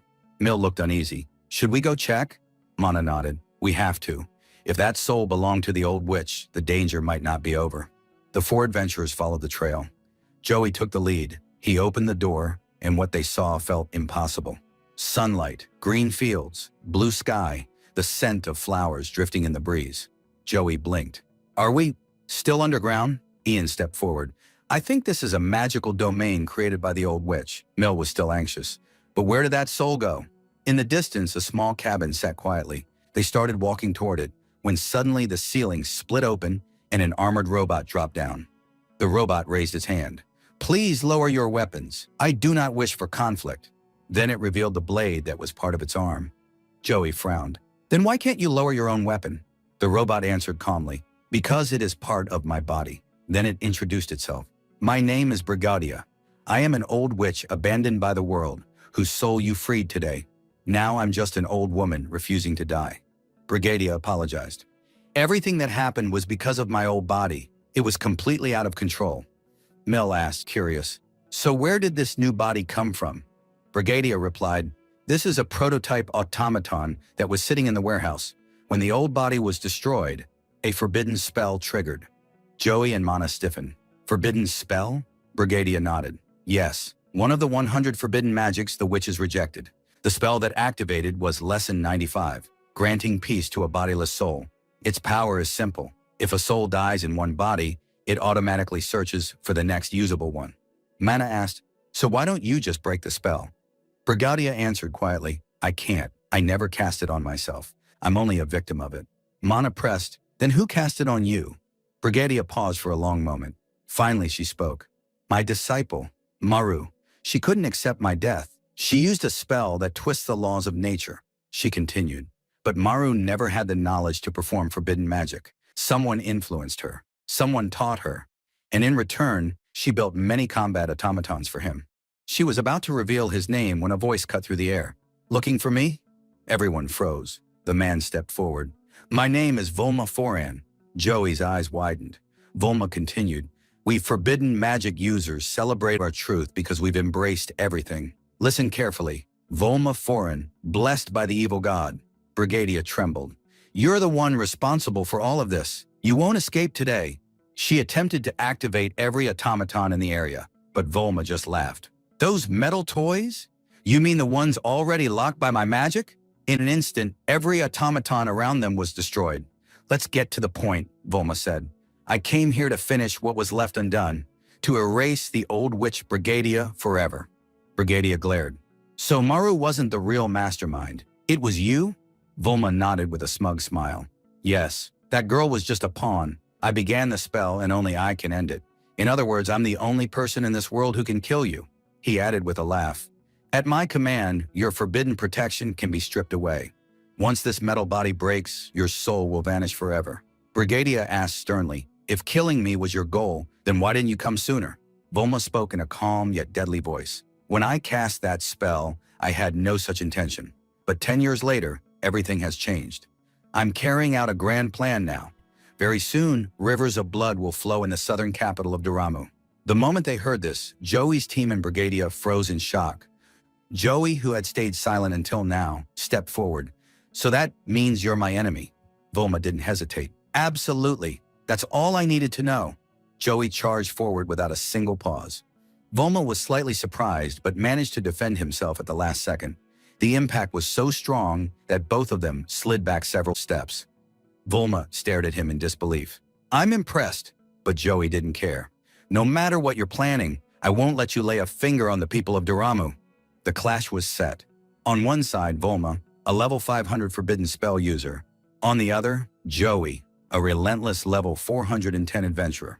Volma thought, to find this kind of power here, unexpected. Good. Now I know there's a new toy for me to play with. Then with a single blow, Volma slammed Joey into the ground. Joey hit the floor hard, injured. Volma walked toward him. I don't even need forbidden magic to kill you. Suddenly Ian stepped in. Enough! Volma's expression shifted. He had forgotten Joey wasn't alone. Now he was surrounded on all sides. Even with his high level, he knew he was outnumbered. So he opened a portal. I'll take my leave for now. You're probably thinking I'm running away, and yes I am, because if I stay any longer, the blood ritual will be delayed. Blood ritual? Joey asked. Mana, Mill, and Ian exchanged tense looks. Fear was written across their faces. Before disappearing, Volma gave his final warning. If you truly want to save Duramu, go now. My disciples have already begun the destruction. In the southern city of Duramu, Volma stood on top of a tall building, watching everything unfold. How strange. This piece ends today.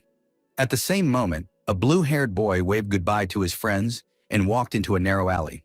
As soon as he stepped into the shadows, dark energy erupted from his body. The blood ritual had begun. Volma started laughing like a madman.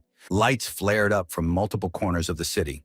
His followers were everywhere, all with one purpose, to kill everyone. Boom!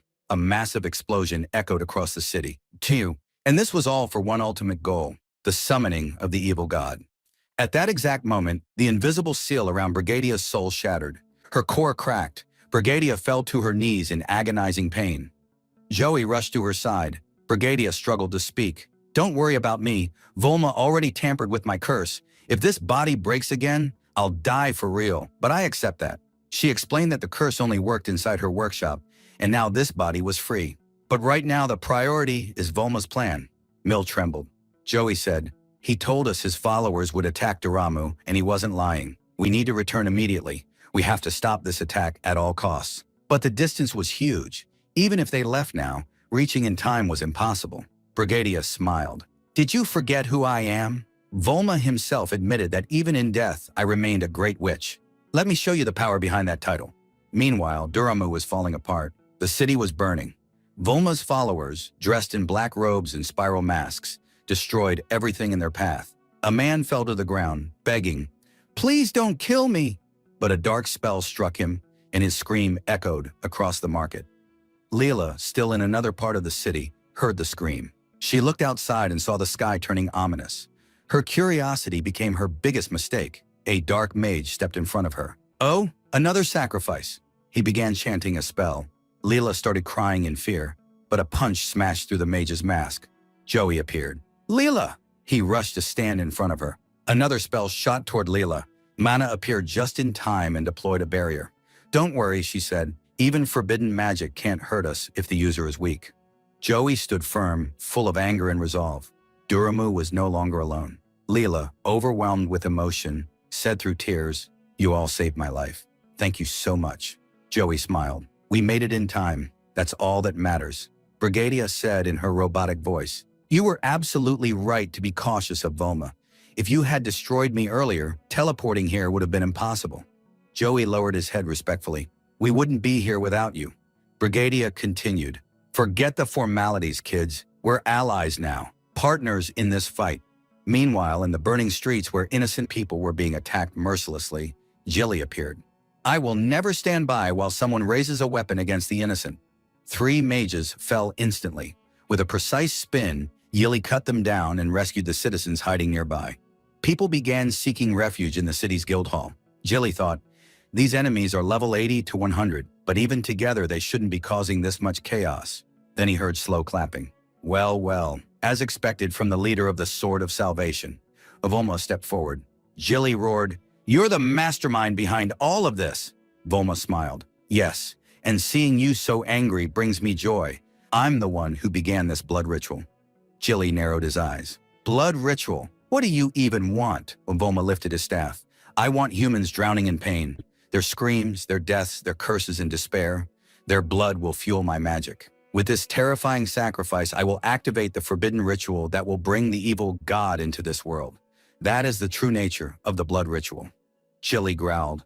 "Was that cursed monster also acting under your orders?" Volma laughed. "Oh, that? Just a side project. I wanted to test the city's strength." Then he added, "Thanks to you, I'm certain now, no one in this city is stronger than me. So this is the perfect place to begin the blood ritual." Jilly had fully understood the situation now. He slowly released his power, his eyes glowing with rising energy. "Volma, you chose the wrong path." Demon's Descent. Jilly's epic skill activated. Volma mocked him. "Your level is still below mine, old warrior." He pulled out a deadly weapon from his special rift. "Reaching my power is far beyond you." Jilly smiled calmly. "You have 15 seconds. After that, help will arrive." Volma frowned. "Help? What help?" He didn't need the answer, because at that exact moment, Joey requested 190 levels from storage. The system approved, and Joey's levels shot past 600. Energy burst around him like a storm. Jilly charged from the front, and Joey had already appeared behind Volma. Slash. Meanwhile, on the other side, Ian and Bill held the line. Ian cut through several cultists as he rushed forward. "I can't watch another innocent die." But he knew he couldn't save everyone. "I'm just not strong enough yet." Bill shouted, "Why are you standing there thinking? If you want all this to end, then fight. Fight until you're strong enough." Ian understood him and smiled. "You're absolutely right, Bill." The two stood back to back as they slashed down evil sorcerers from every direction. After some time, Bill asked, "Where's that kid in the black armor?" Ian smirked. Wherever he is, he's fighting at a level we still can't reach. Back to Joey versus Volma. Volma was shocked by Joey's attack. Where are you getting this power from? Joey roared, "Now, Jilly!" Jilly understood. His moment had come. Black, demonic flash. A fierce black blaze shot toward Volma. But Volma only smiled. Forbidden Technique 174, activate. My life becomes the guiding function. His subordinates appeared from every direction. Their bodies radiated horrifying energy. Jilly stepped back. Joey watched in disbelief. What is happening? Volma's body glowed brightly. His soul and followers fused into a collective sacrifice. Volma declared, "This forbidden technique sacrifices the lives of my followers to nullify any attack. Weak people are trash to me." He then looked at Joey. "How did your level rise so fast?" And he realized that sparing Joey earlier had been the biggest mistake of his life. Jilly wasted no time. Within the limited window of his epic skill, he launched another attack, but it failed. He noticed Volma couldn't repeat the technique immediately. His face looked exhausted. "This is the moment!" Joey shouted. He charged at maximum speed. Volma sensed the danger and stepped back. "Joey!" Jilly called. "We strike together! Let's finish him!" The two launched forward like twin bolts of black lightning. Black demonic flash, dual strike. Volma panicked. He quickly formed a barrier to block the combined attack. The collision shook the air. A thin crack appeared. Then the barrier shattered. Magical fragments tore through Volma and sent him crashing to the ground. For the first time, Volma bled, but he laughed. "Ha! Blood! Amazing!" Joey aimed his sword at him. "This ends now." Jilly stepped closer. "As long as we're alive, you're done." But Volma burst into a maniacal laugh. Blood, pain, now the real game begins. Bleeding on the ground, he still smiled. "I underestimated adventurers, but not enough blood has spilled yet. Now, Plan B." He took a deep breath. Joey and Jilly froze. "Plan B?" "Yes, I must gather the remaining followers." Magic dripped from his eyes as he began chanting another forbidden spell. "I offer their loyalty, their strength, their souls." Hundreds of energy blades appeared above his remaining followers. A violent shockwave spread across the battlefield. The cultists screamed, convulsed, and one by one were annihilated. Volma trembled with joy. "Yes, now the ritual can begin." Joey clenched his teeth. He's murdering his own people just to finish this ritual. But Volma still wasn't done. "It's still incomplete." He summoned his staff through telepathy. Joey charged. "Enough! I won't let you take another step." But Volma replied calmly, "You should have ended me when you had the chance. Now I'm back in motion." The ritual began. Let it begin. Let the evil god descend. The blood of the remaining citizens floated into the air. All of it was being pulled toward the crystal. The crystal burned red. Volma removed his cloak. He sliced his palm and let his blood drip into the staff. Light exploded inside the crystal, blooming like a flower. And from that bloom emerged an indescribable force. The stone Volma had searched for his whole life revealed itself. The crystal of sad blood. Holding his glowing staff, Volma declared, "This city means nothing to me now. I'm returning to the altar where I will activate the greatest forbidden technique in history. Then, the evil god will be reborn on Earth." Joey unleashed his full power and attacked. "What do you want by summoning a god?" Volma laughed. "When a god is summoned by a forbidden technique, it must serve the one who summons it, meaning all that divine power will belong to me, and now, I leave. See you in the final phase." Joey, badly wounded, fell to his knees. Volma slowly disappeared. Still on the ground, Joey whispered, "I'll never forget this."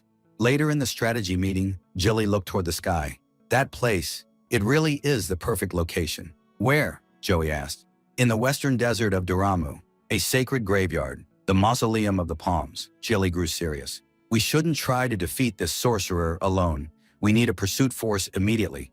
Your level is 500 now, far above the human limit of 250. And Volma has likely crossed 600. Even together, winning is impossible." Then he asked, "Did you complete the extermination mission?" Joey smiled weakly. "Yeah." Jilly extended his hand.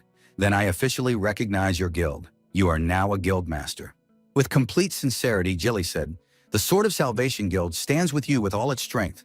Defeating that leader is now your responsibility." Joey accepted every word without hesitation. Jilly smiled. "So, have you decided the name of your new guild?" Joey turned a little shy. "Not yet." Jilly smiled. "If you want, I can give you a suggestion. You are the ray of hope for all of us. That's why this new guild will be called Black Star of Hope. Far away, Maru sat beside a lantern.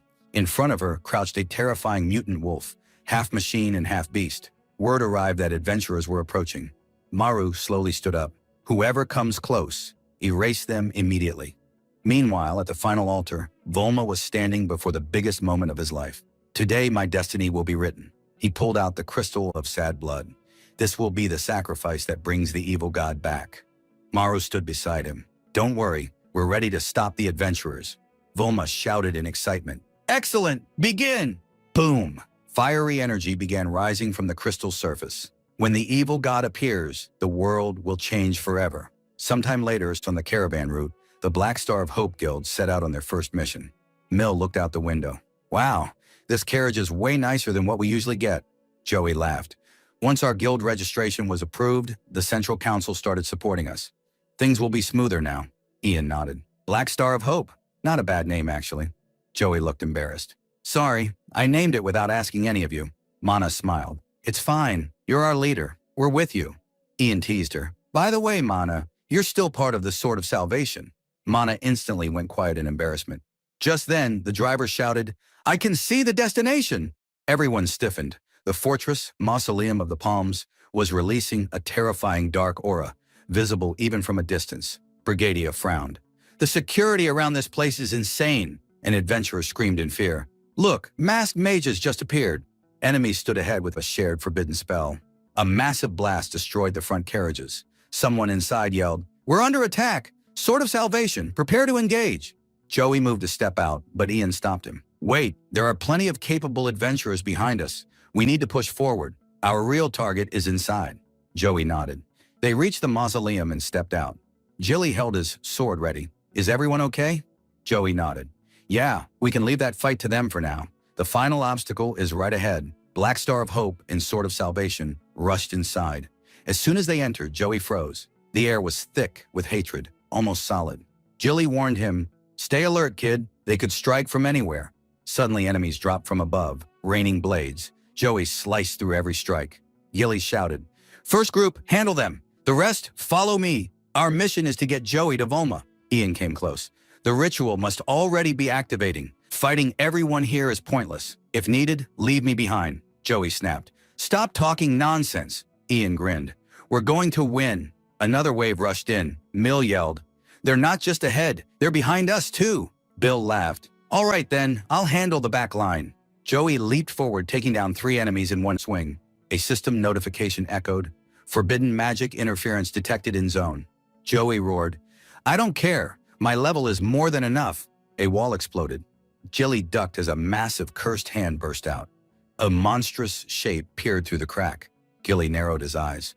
Smaller than the last one. The ground split open, releasing dozens of small cursed creatures. Gilly shouted, Clear the path! Joey must move ahead! In the mausoleum's center, Mana hesitated. This magic energy feels disgusting. Heavy footsteps echoed. A massive, half-mechanical blue wolf slammed its claws into the floor. It was the blue iron behemoth, Maru's final creation. The wolf roared. Joey thought, Maru, so it really is you. Doesn't matter. We have to stop Volma. Maru stepped out. Your level is 600, unnaturally high.